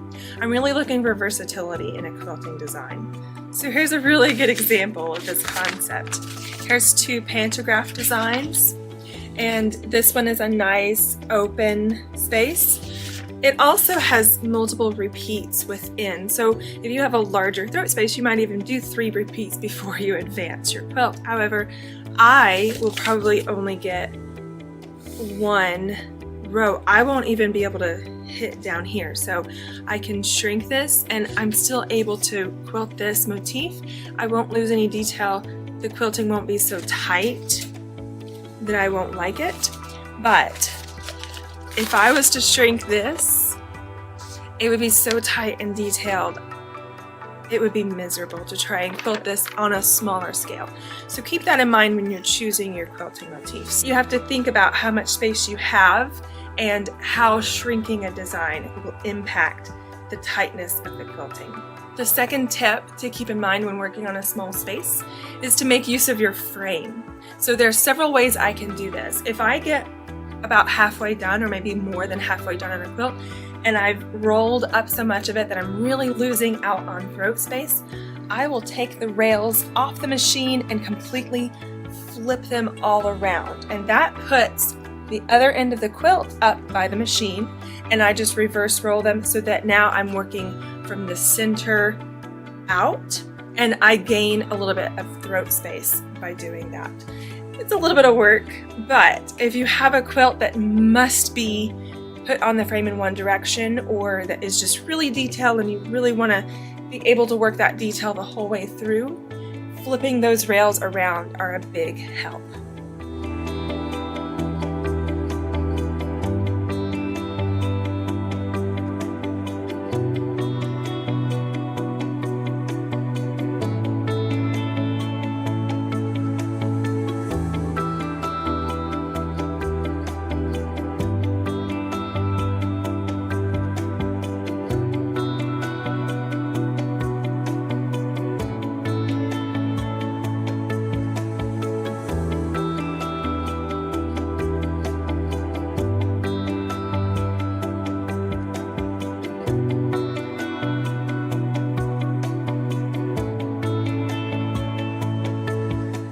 So earlier this year, I turned a quilt into a dress.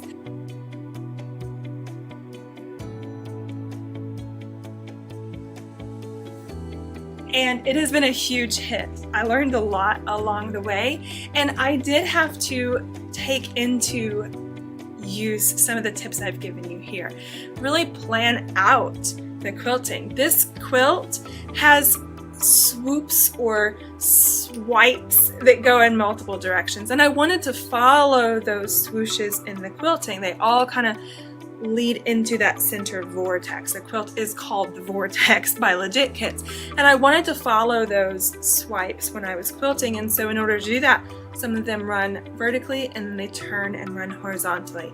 So I thought it through. I used the diagrams to really plan it out, and sure enough, I did some of the quilting horizontally and then turned the quilt 90 degrees and did some of it vertically, and just really thought through what would work best and what I can use the limited space I have. It does take forethought, it does take planning, but I have never regretted my decision to get the Grace frame and the Juki to go on it, and I can make good use of it with a little creativity.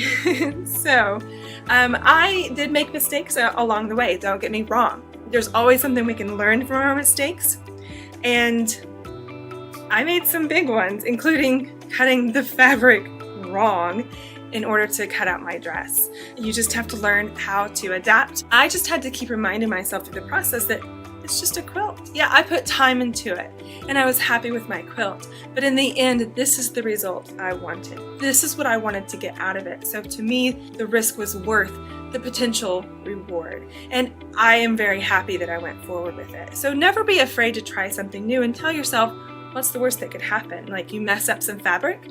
Okay, keep moving forward and learn from that mistake. I feel like that's one of the most important things as a quilter we can do, is learn from our mistake, but don't be afraid to make them.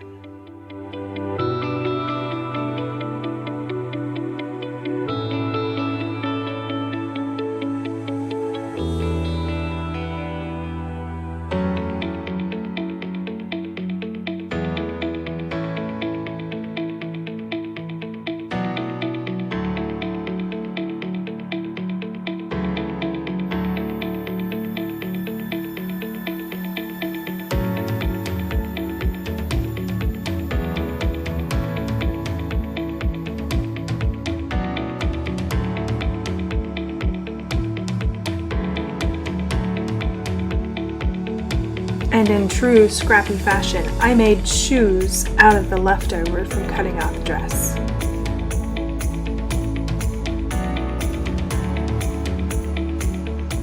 As much fun as I had making the dress, clearly I have just as much fun wearing the dress. I love having the conversation starter, so when I'm at quilt shows and events, I talk to people about the dress and they're usually shocked to find out that I did make it on such a small machine, just that little Juki with an 8-inch throat space on the Grace frame. And so it's a point of pride for me to be able to tell people that they can do big things even with smaller machines. So I'm working on a project that we're going to use to make our bags on the workshop part 2. And while I'm working on this, I'm going to show you a couple tips for making use of the small space. This is something that I wish I had thought of or known of a long time ago, because we have so many fabric scraps and this is an amazing way to use them up. So I just have some yardage loaded onto the machine, and I have my scrap batting. So it's not even full pieces of batting. I just have whatever's left over. I'm gonna make use of that. And I've layered that on the frame on top of the backing fabric, and it can overlap. You don't have to worry about sewing it together before you put it on the frame, just overlap it. We're making bags, so a little bit of bulkiness in one area will not make a huge difference. So layer your batting so that it just overlaps where it needs to. Use up all your scraps, small pieces, large pieces. These are great for those long edge pieces that we cut off usually when we're making a quilt and there's just a little bit along one edge. So I'm using all of my batting scraps, and then I have all of these cut-offs from the quilt I'm currently working on, and I am just putting those, I'm just sprinkling them like I'm making a pizza, and I'll sprinkle those on top of the batting. Now even if some of the batting shows, that's okay too, because again, we're making bags and we're going to quilt it, and usually batting manufacturers will tell you how far apart your quilting needs to be. Now we're going to quilt well within those parameters, so even if a little bit of batting shows, it's okay. But cover it up, sprinkle it on as you like, cover up any spaces that you see until you're happy with it. And then we're using either organza or netting, and either of these will work. I actually went to my fabric shop and went to the remnant bin and just grabbed a bunch of leftovers. So you can usually get them half off. They're rolled up usually with a new price on them, but anything sheer like this will work. Even a brightly colored one, when you put it on top of your fabric and the batting, will not show as brightly as you think it will. So I have some red, some black, and some neon green, and we'll see how it all works in the end. But you're just gonna use up what you have or what you like. You can mess around with it until you like the look, and until you're happy with what you see. I've even got some threads in here. Whatever scraps you have, you can throw in here because we're going to sandwich them together.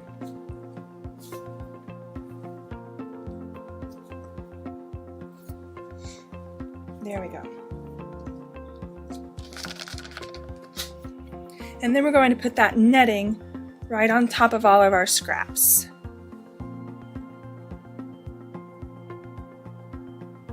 So I've got organza here and netting here, but it all works together, and we'll cut it up later and make good use of it. I'm going to put some more netting in this area. I And your netting can overlap just like your batting overlaps.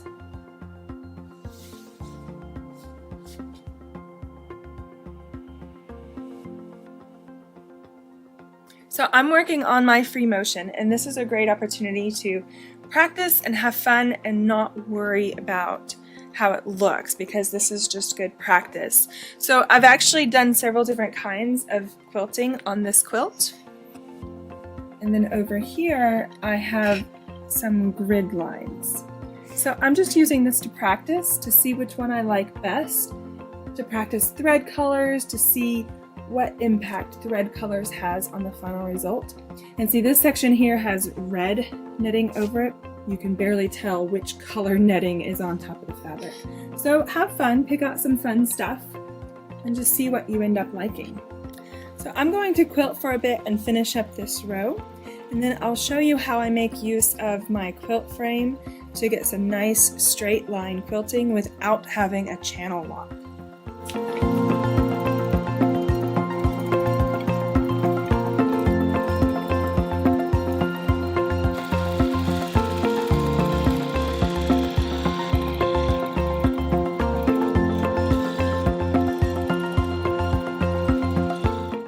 So I'm going to show you one of my favorite ways to actually make good use of the small throat space, and that's straight line quilting.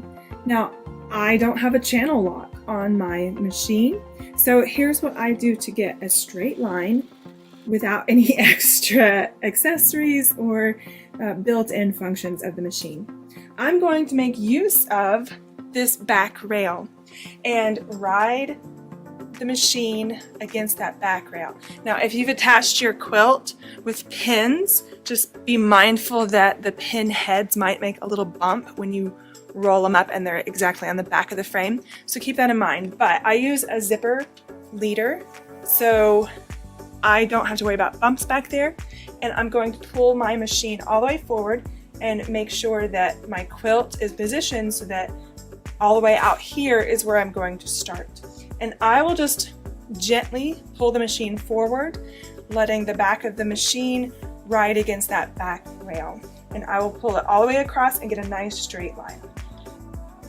I'm not pulling so hard that I'm pulling the machine so far into the back roll that it'll distort the line. I'm really just gently making sure it stays flush against that back bar and riding it all the way down.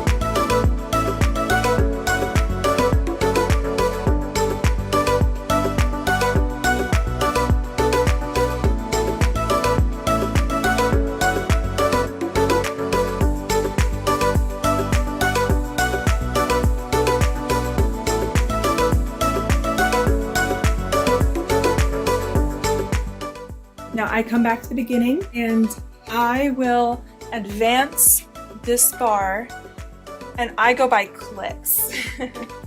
So it's completely up to you. If you want really close straight line stitching, almost like matchstick stitching, you can just do one little click. Let me go release this other end.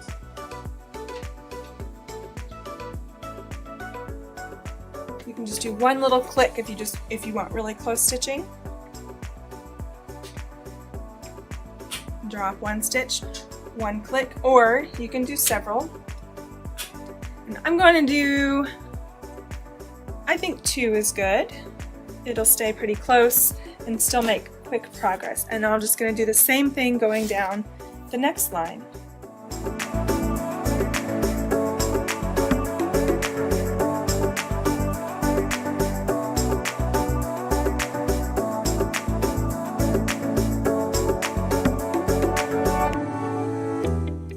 Wherever you come across where your layers, like your organza or your netting butts up to another layer of organza or netting, you will have to be careful going across it. So raise your presser foot if you need to, or just go across that transition carefully.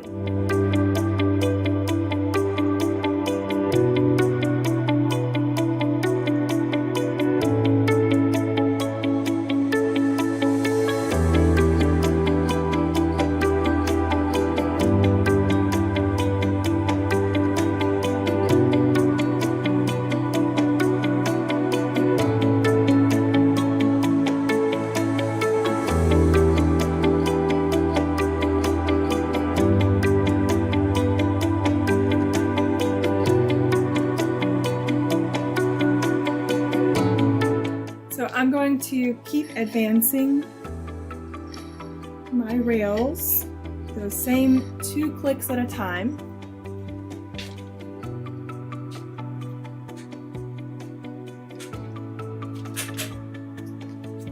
And just make the same straight line all the way across.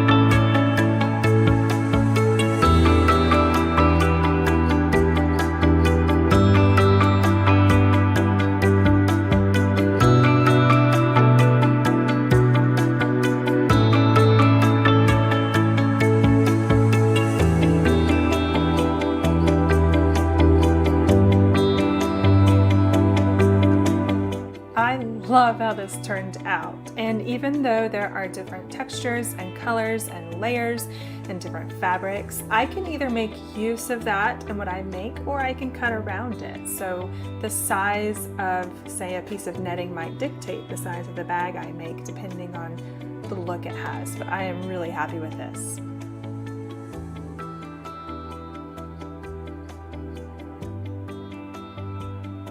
Now, even if you don't have scraps that you want to use, you can use anything for this technique, really, because we're going to transform it into something else. So use some yardage that you have. You can load a piece of fabric onto the frame as your backing, use some batting or some batting scraps, and then load something on top that you really like. This is a really good way to use larger pieces of fabric. Sometimes in our stash we have fabric that we love that we can't bring ourselves to cut into for small pieces. When you're making a bag, it's going to be in larger pieces, so you might not feel as afraid to cut into it if it's a really nice big motif that you love. Use it for this. Let's make a bag out of it. That would be an excellent thing to use, because the amazing thing about this is that we're going to transform them into something else. So when you're quilting a quilt, you might feel like you're intimidated because that's what's going to show is the quilting on the quilt. But when we transform it into something else, it's the object that will show. It's the object that you'll pay attention to. You won't pay attention to the quilting because they'll say, "What an amazing bag you have! What an amazing quilted bag you have!" But they won't say, "How did you quilt that and why did you use that thread color?" I promise they won't. You can also use large pieces of fabric to make clothing. This is a printed panel. So it's great to practice on because you don't have to put in the work to piece together a quilt. You can use the printed panel and quilt it and still do things like quilt in the ditch, but you would just use the picture to quilt around. So have fun with it, experiment, work outside of your comfort zone. In the next workshop, we're going to use the fabric that we made today with our scraps or with our yardage, and we're gonna make a bag. It's an easy project, anyone can do it, and I think it'll be a lot of fun too. So I will see you in part 2. Remember, make use of the space you have, even if it takes a little bit of creativity, but have fun with it and challenge yourself. Don't be afraid to take chances and risks and learn something new along the way, even if you learn from a mistake. I'll see you in part 2.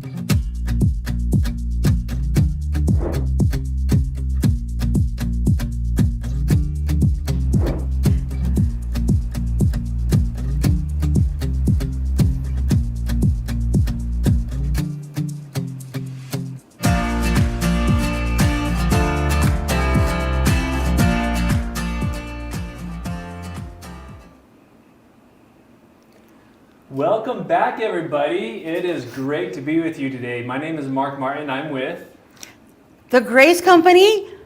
Oh, your name. Well, I'm with the Grace Company too. I know. I'm Julie. Yeah, Julie. She's done this before. Okay? I thought he had forgotten where he works. I forgot where. That's why I wear my shirt sometimes, so I know where I'm at. Yeah. I don't know where I am. Yeah. That was just a spirit to get everybody waking up. That was pretty funny. I didn't know you were going to do that.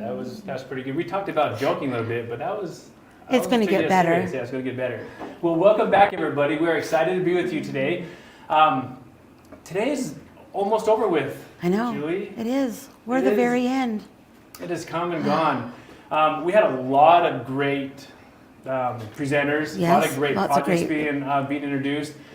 Go ahead and put in the comments, which one did you like? You can put which like most, which one, hey, Mr. Clean. Yeah. I was about to ask if anybody remembers Mr. Clean. Thanks, Becky. She must have been a long time viewer of it because Mr. Clean is what they call me. A couple weeks or a couple last year. Yeah, last year. Probably a little before that. Yeah. But yes, Mr. Clean, you can call me that as well. But no, put in the comments, what have you enjoyed watching during these segments? What has been, Laura put a poncho. There's a lot of great ones. I know people loved the dress one. You mentioned the dress one, right? Put number 1 in, guys, if we think Mark should try that frog coat on, right? I better see some number 1s. No, I'm just kidding. Put in one in the frog. I don't even know how to even get that frog. I mean, if you make it, I'll wear it. Okay. It won't look that good. Well, look, we'll practice on the frog. We'll practice, okay? So I didn't put the loose ends. So, oh my gosh, there are loose a lot ends, of ones. Yes. So everybody... We're going to get it. Yeah, I would say maybe shave my head, but my head's already shaved, so that doesn't do anything. So a lot of ones. So it's going to be interesting. So I guess if you make it, Julie, then I'll wear it. Then you'll wear it? Yeah. Okay, it might be next year, guys, but I'll get one made. So stay tuned. Stay tuned on that one. Okay, so yeah, put in the comments, what have you enjoyed? Have you learned any new concepts? Right. Or tips, or tricks, things that you've learned today that you're like, oh, that's an aha moment. Yeah, we all get those aha moments all the time. So yeah, put in there. So sunflower, I see a couple in there, sunflower. Belinda said we'll be waiting. I take it that they're going to be waiting for the frog. You better all not right. let people down. It's going to be interesting. Gotcha. Maybe just be a frog sweater. Janet, the bag made using the African wax fabrics. That was a fun one. It was really cool to watch. That was an interesting one. With all these wonderful projects and awesomeness, I would like to see next time we do this, maybe put in and send some images, send some pictures of what you created from these. We'll put them up on screen. Send us some of your projects, guys. Yep. What are some of you working on right now? Ooh, that's a good one. Yeah. That's a good one. There better be a lot of what's being worked on right now. But so a lot of great things today. We talked about ourselves, which we'll get into in this segment. We did giveaways, which we'll also do in this segment. We're going to do some giveaways. But yeah, the projects, those who were presenting. So thank you for all those who stayed with us. We know it's been a long day. But there's a couple of things that we want to make sure that you guys are all aware. First, let's make sure on... scammers. Oh, scammers. Right? Scammers. They're everywhere. They are. And I fall for it. You do? I'm old. I'm like, oh, well, they would never know that information, so they must be legit, right? So that's how easy it is. So just be careful out there as we do these. We will never ask for money from you. We won't email you, won't call you. Our website, make sure it says graceframe.com. So just They're make sure very tricky on that, you guys. It could be Grace Frame with an @ sign instead of an A. So just look at that. Just make sure that it really is from us before you open it. Yeah. So be careful with that. But I love seeing all the comments coming through, Julie. There's a lot of people who like the bags, the sunflower one. Wedding quilt. Yeah, photo of the wedding quilt. That was fun too. So keep getting into what those are. Bring them in. We'd love to see those. So as we go throughout this, keep putting in the comments what you like most. Also, it's been a long day, and I know, where's everybody joining us from? Oh, yeah. We started this segment. Where's everybody joining us from? Put in the comments, where are you joining from? What are you working on? Just tell us about yourself, I guess, right? We want to know. Go ahead and do that. There's some great projects going on right here. Pillowcases, blankets, jackets, shoes. Ooh. Okay, that's awesome. With the shoes. Yeah, I know, right? The shoes. Can never have too many shoes. Yeah, free motion here in Colorado. So Nebraska, thanks again, Denver. Keep coming in. Alabama. Hi, Deborah. So yeah, thank you all for joining us from everywhere. Thank you for watching the presenters, for building your projects. for taking these tips and tricks, and hopefully you have that aha moment that Julie mentioned earlier. Quebec, Canada, Georgia. So a lot of people are coming in. So we appreciate you guys watching. Massachusetts. So thank you. Especially all those people who put number 1 in there. That's going to be interesting and fun. So, but moving right along here, we are ending a very fun day. Yeah, today was great. Today was great. I mean, really, if you think about it, it really did bring out this whole quilting fashion, right? Yeah. Everything that this is about today is about creating, making fashion, and we've delivered, I think. Yeah, we have delivered. We have delivered very much so. What is our theme of today? Do you know what our It's theme quilting fashion. Wait, you guys. A celebration of quilting and fashion, see? Yeah, so you had it? I had it, just not the actual title. Yeah. But let's celebrate that with frog jackets. Okay. I like it. Yeah, so that's the theme of today. Frog jackets?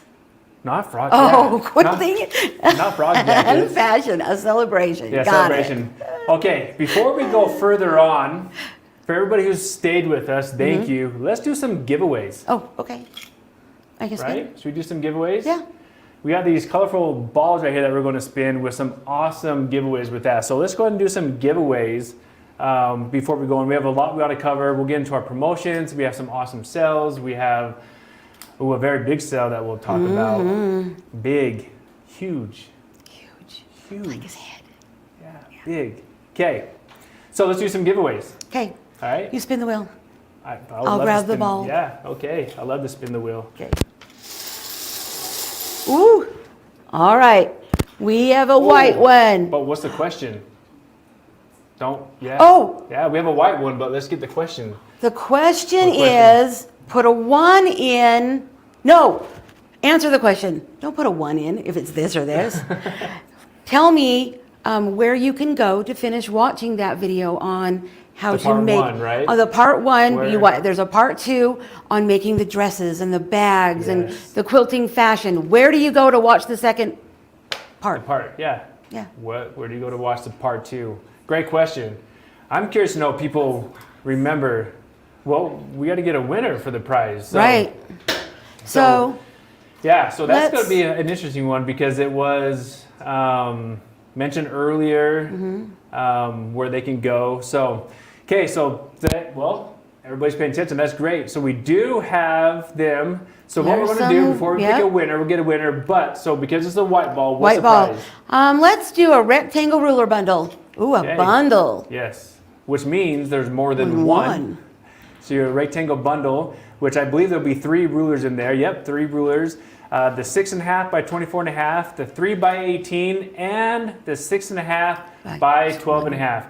All of these rulers, by the way, come from our True Cut line, which will make you easier, it is safer, and is more accurate. You will not cut your 10 digits. What I mean by that are your fingers. Very safe. So congratulations. I'm getting ahead of myself. We don't know who congratulations, whoever you are. Yeah, we got to find out. Okay. So let's go ahead and get the winner, and we'll go ahead and choose it from whatever platform you want to pull up first. And this will be Michelle. Congratulations. Michelle Strigel. Yes. I hope I said that right. Yeah, sometimes I don't even pronounce the last name because it could be hard for me. So I like to stick with the first name. But then all the Michelles go, it's me, I'm the winner. Maybe. Okay, so congratulations, Michelle. Congratulations. It is. So, Etch, we'll take it. So, Etch is where you want to go to watch all of the second part of the part 1. So, congratulations on the rectangle bundle. Okay, next question. I got one. Okay. Oh, yeah. There's a nice crew behind this. We're making sure that they are awake.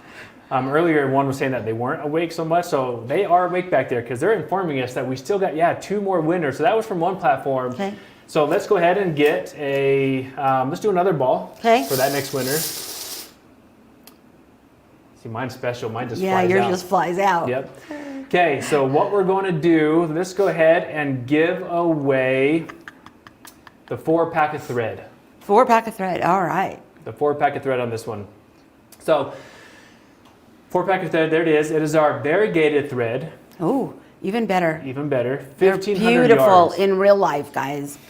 And even on the screen there. Yes. 1,500 yards of awesomeness and 100% polyester, so they are very strong. So this will be our 4-pack of thread, and the lucky winner will go to the person who answers this question. Okay. Fine, we'll keep it with this one. You're right. We'll keep it with what is the part where you're going to watch part 2. Oh, you're right. I'm so sorry, you guys.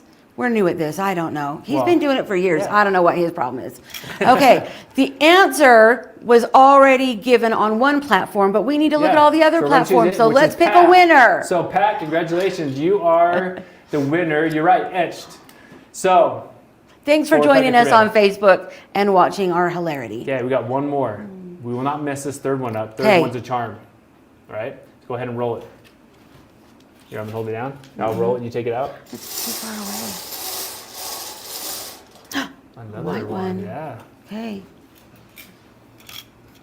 And the winner is, so this is the rectangle ruler bundle again, guys. Okay. Who's getting it? And we're going to pull it up. It's from the Grace platform, which is Joy Reed. Congratulations, Joy. So rectangle platform, again, this is the rectangle bundle that has those rulers, easy, safe, and accurate. So, whew, we got those 3 done. That was easy for us. It can only get better from here. That was easy. That was super easy. So let's go ahead and we're going to do another one. And we're going to see if this next time goes as easy as the first time. Okay. Okay. You can do better. Oh, I know I can do better. I'm waiting. Yeah. Okay. Here we go. So the next question will be, we have a huge, huge savings happening. Best of the year. Best of the year. Best of the year. Probably best, like even future, the rest of the year. Yep. Yeah. Okay. So the question will be, it's on automation. What percent is the automation off of right now? What percent discount are we Discount. giving on all of our automation products? Yes. So they're going to be coming in, which is good. I see a lot of people that say QCT, so that is our automation. That is what's on sale, but there's a percentage What discount. percentage? And this is the biggest of the year at this. So It's if the you've biggest been, we've done maybe ever for this. If you've been looking at automation, if you've been just even dreaming of getting a computerized system, I know my wife has, by the way, she keeps hounding me, so I hope she's not watching because she'll say, yes, I have been, but my wife's been, oh, there she is. So yeah, automation sounds fun. That's my beautiful wife right there. So yeah, so even she wants it. So what is the percentage that automation is running this time? Okay. Okay. So as we roll it out here,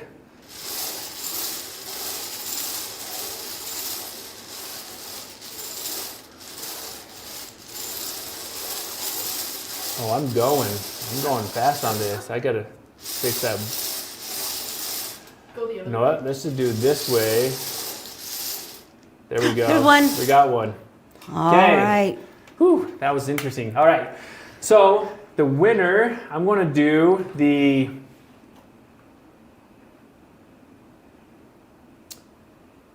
for the green is the triangle ruler bundle. Yeah. Okay. So what is the answer for, this is the triangle ruler bundle, so you get all 3 triangles and there's different sizes, but what percentage, and we'll go ahead and choose a platform that you get automation off at this time of year. So let's go ahead and bring up, so Joe, yes, 30%. All right, Joe. Congratulations. Good so job. You are a lucky winner of our triangle ruler bundle, which also comes with True Grips on that bundle. Ooh, True Grips. Yeah, You can put those things on anything. Yes, you can. Yeah. Yeah, really. Anything. I could put them on your head to keep that hat on, maybe. Wouldn't slide off. Okay. It's no time for jokes right now. Julie, this is being serious stuff right here. Okay. I'm just kidding. I love ball jokes. If you want to put in there, go ahead and put in some. He doesn't put in love some ball them. jokes. Yeah, keep them coming. But yeah, congratulations, Joe. You are a winner of the triangle bundle. So let's go ahead and go to the next platform. We're going to roll this. We'll see if I can get one faster. Another one. What are we going to do? Go ahead and choose just any one of them. How about a 4-pack of solid thread? Not Fred. Fred doesn't want to go. There you go. Okay, solid thread. 1,500 Solid yards, thread. 100% polyester. Okay, Patricia, YouTube. 30%. Congratulations, 30% is correct. So, third one. We have one more winner we're going to give away. Okay. And let's see if we can get a different ball. Yellow. We got yellow. That was faster. So, yellow. We're going to do a circle cutter. My favorite out of all of them, the circle cutter. That's right, circle cutter. So the circle cutter can cut anywhere from 2 to 12 inches. It can cut through up to 4 layers of fabric, easy to use, at wide base. Just get the circle cutter. If you've been dreaming about doing circles and you don't have the right tool, now's the time to get the right tool. So congratulations to whoever this will be on the Grace platform, Susan. Susan Bearden, congratulations. So, all right. Whew, that was fun. Okay. Do you want to do one more? What? Should we? Let's go ahead and look at the deals. I like to talk All about the right, deals. let's look at some deals. Okay? So let's go ahead and jump into the deals. And all those winners, make sure you reach out to Allegra. Right. Her email's right there, allegra@graceframe.com. So email her your information so we can reach out to you and get you these wonderful gifts shipped out. So congratulations again to all those winners. Etched and 30% off. Etched is where you can watch part 2. Yep. And 30% off is where you can get the automation. 30% off. There you go, 30% off. And there's the pricing, guys. Yes. So let's go ahead and start with this. We're going to talk about our bundles. Okay, this is fantastic. Again, put a 1 in the comments. Okay, well, actually we already did. Put a 1 in the comments if you've been dreaming about getting automation. Yeah, put a 1 in the comments. And as a reminder, all of these awesome, fantastic deals you can get through our dealers. Right. Okay. Yes, we love our dealers, and they're on board with this. Hope some of you are watching today, but yes, go there. Yeah, they're more than happy to help you, and you still get all of the support from both your dealers and from us. Heather Park Martin put 4 1s in there. I guess she's trying to tell me a message here. So she had 4 1s. But yes, Kathy, everybody's putting 1s in there. So automation, 30% off now, and you can have the same deal through our dealers. We love our dealers. I know a lot of you love to go into your local dealer. Go to them. They will take care of you. So any of these deals that we're going to talk about, you can get them through our dealer. Now, let's bring that automation back up so you can see. So we have QCT 6 Plus Pro beginnings, 30% off. Now the gold card on this, the gold card only works with the Pro. The Pro. Right. Yes. So if you get it works with if you get the Plus or the QCT6, you can upgrade all the way up, and you can see that. So you can get to Pro, but the QCT6 only works for that Pro package. And there's a lot of wonderful things you can do with And a lot of people ask what the gold card is. So it's kind of like having a library card, right? Your Blockbuster membership. Showing my age. Blockbuster. So it has more patterns, a virtual long arm, so you can pretend you're making a quilt and sewing it up right there on your computer screen, so you can get an idea what it's going to do and how it's going to lay out. It is something that is a membership, so it goes away at the end of the year. So it's usually $199.95. These don't expire. Buy 5. You've got 5 years worth of gold cards at that reduced cost. Yep. Okay, Heather, by the way, said that's a blast from the past. Your Blockbuster comment probably shows how old we are as well. Don't let the head fool you. I'm not as old as... Okay, so the next ones we're going to talk about are the Q-Zone frames. These are awesome, awesome frames. They both have legs that are adjustable. One's a Q-Zone hoop. You can do any size of quilting. You can do king-size quilts on the Q-Zone hoop. Think about this, Julie. A king-size quilt for only $8.89. You can do a king-size quilt for $8.89, right? That's a good deal. The Q-Zone Queen is $10.89 on sale. And you can look at those savings you're getting. Normally, look at those normal. Look at that crossed out number, and look what you're able to save from getting these. So the Q-Zone Queen is a queen frame. So if you're doing queen-size quilts, that's a great frame for you. And if you want to do larger quilts, the Q-Zone hoop can do any size. It can fit up to 19 inches of throw space. Both those frames can fit up to 19 inches of throw space. So any of our Quilting machines, any domestic machine you can put on there up to 19 inches. And again, you can get these through your local dealer as well. So all these awesome prices, go to your local dealer to get them as well. Okay, so we have more. That's just not it. Wait just a minute. I want to go back one step. I saw a question. People are asking, and it's a very important question. If you already have QCT beginnings, QCT 5 beginnings or QCT 5 Pro, you will automatically be getting an upgrade, an update through your computer free of charge that will change it to the 6. Yes. So if you've already got it, you're set. That's very important. Yes. Okay. Okay, so we have more sales happening. Okay, more sales. Oh, the best. Yes, go ahead and talk about these. These are our top of the line frames. We made a lot of different changes on this one. I'm in love with this one. The bigger rails, all of the pieces being more sturdy, thicker materials, metal ratchets. Yes. Things aren't going to wear out as fast. Much more sturdy, much more smooth. I love it. Yep.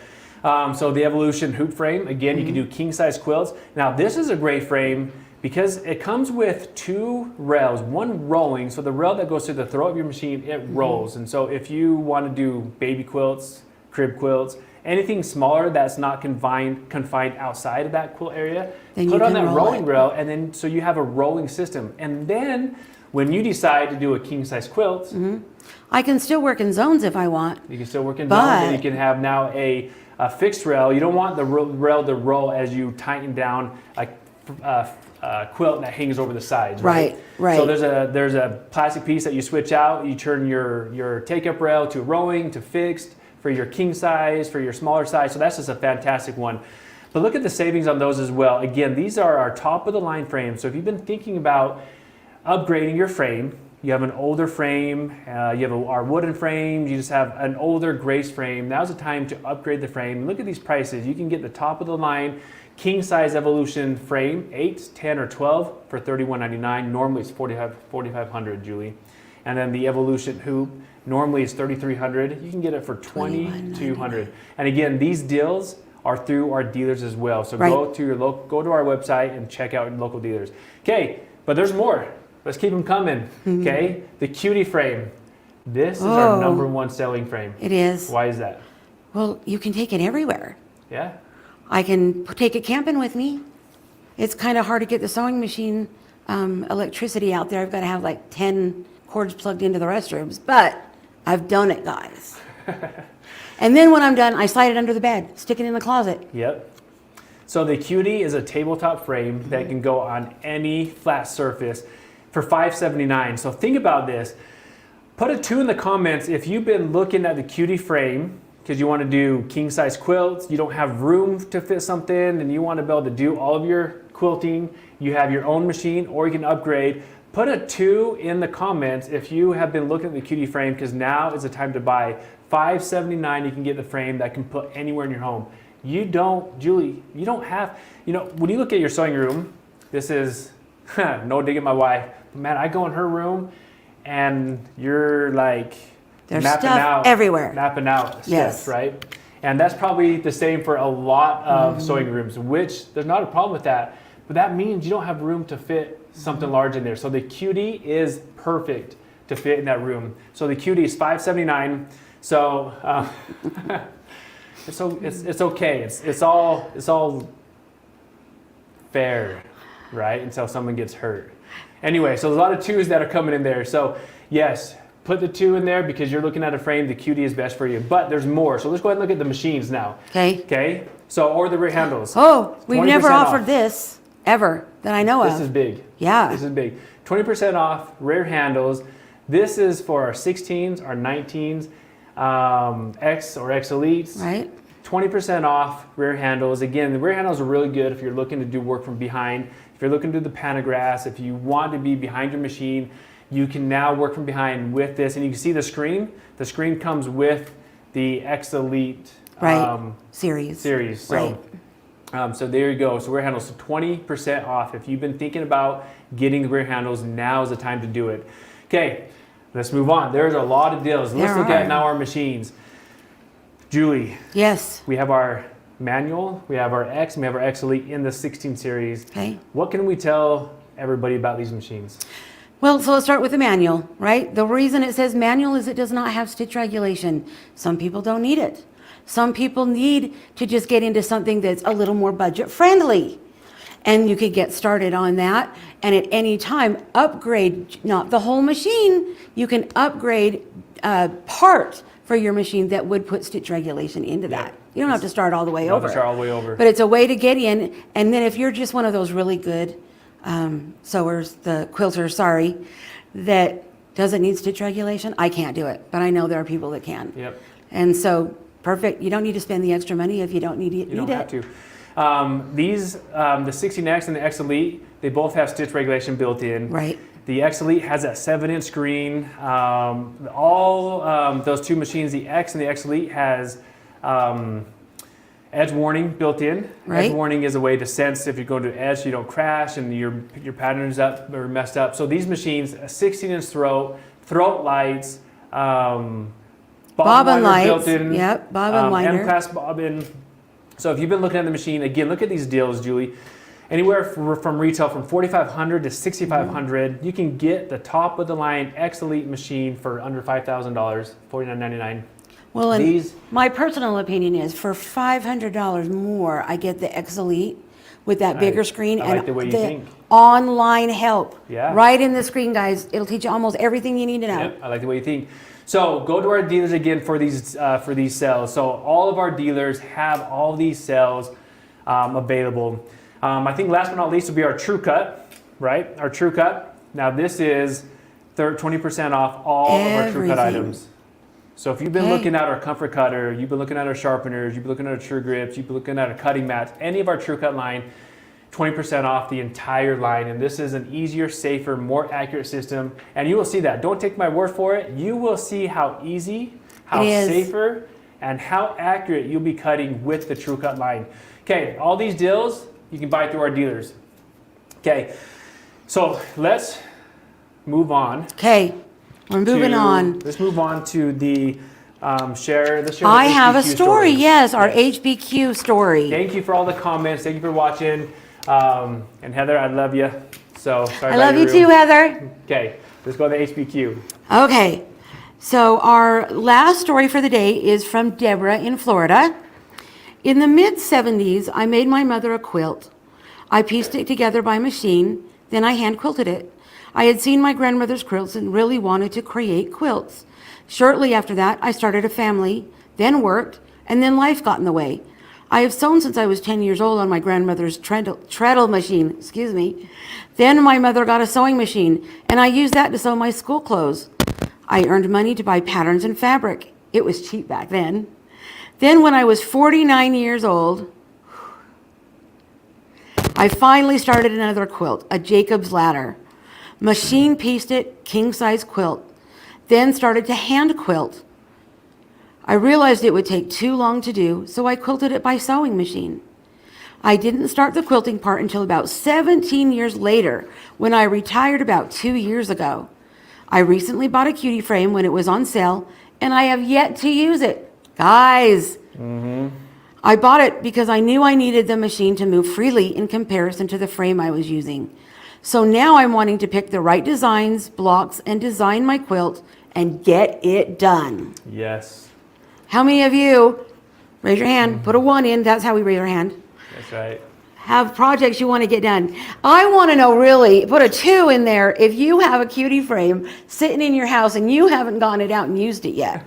That's like wasting a perfectly good pair of shoes, guys. Get it out and use it.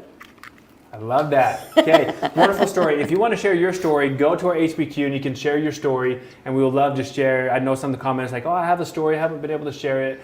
So share your story with us and we'll be able to share it online. It's great to hear these coming in. Okay, so before we end, thank you for all the 2s, for the 1s. All you 2s, get those out. For participating. We love having you participate with us. All the comments. We love to hear your story. We love to see what you've been doing. So continue to share with us here at Grace Company as we move forward. So we have our giveaway. Ooh. Yes, our Ready? giveaway. You know what our giveaway is? No, tell me. It says right there. The True Cut Travel Kit. We're giving away a True Cut Travel Kit. So one lucky winner is going to get the True Cut Travel Kit. Now, this travel kit comes with everything you need as you travel. So it has a little mat. It comes with a 28 millimeter or 18 millimeter cutter, you have pins, you have a seam ripper, you have pencils, you have a magnet for when you drop all those needles on the ground at the airport. No one's at the airport, huh? Yeah. Okay. Yeah. Sounds like a story they have. But yes, when you drop them, yes, you can pick those magnets up. So the travel kit is a great prize, especially when you're traveling. So One Lucky Winner is going to get this travel kit. So let's go ahead and do a drum roll on the travel kit. Hey. Jennifer Crook. All right. There it is. You can see everything that comes with the travel kit. $180 value. It is all yours. And we have your information, Jennifer, so we'll go ahead and reach out to you and get all that taken care of. So congratulations. Okay, Julie. Yes. We had a fun day. We did. Thanks for not telling too many jokes about my bald head. I know I get a lot in there. Bonus points if you can tell me, guys, how often he shaves that little pretty dome of his. Okay, so just as a reminder too, you can follow us on many platforms. Yes. Okay, and we have a list of them because there's like 8 you can follow us on. So YouTube, at the Grace Company. Yep, YouTube at the Grace Company. Our Facebook page, Grace Company. Yep. TikTok, at Grace Company. Yep. Twitter, at Quilting Grace. There you go. They're coming up. Instagram, at Grace Company Quilting. Pinterest. This is a quiz, you guys. Yeah. Grace Company Quilting. And Threads. At Grace Company Quilting. There you go. So there's many ways for you to continue to follow us. Stay with us. We'll continue to bring new and exciting stuff. Stay on those platforms. But as always, thank you for watching. We appreciate it. There are a lot of things that we're going to do tomorrow, especially. Tomorrow's gonna be a great day. All about the Little Rebel. Yeah. So come with us tomorrow because it is all about the Little Rebel. You've seen it, you heard about it, and now you get to see projects made from the Little Rebel. So stay with us for tomorrow. It is going to be awesome. Thank you everybody for joining with us today. We appreciate everything that you guys do. Now remember again, go to our dealer for all those sales. We love our dealers, support them, go to them. But thank you for today. We'll see you guys all tomorrow for About Little Rebel. So thank you everybody. We'll see you then. Thanks guys.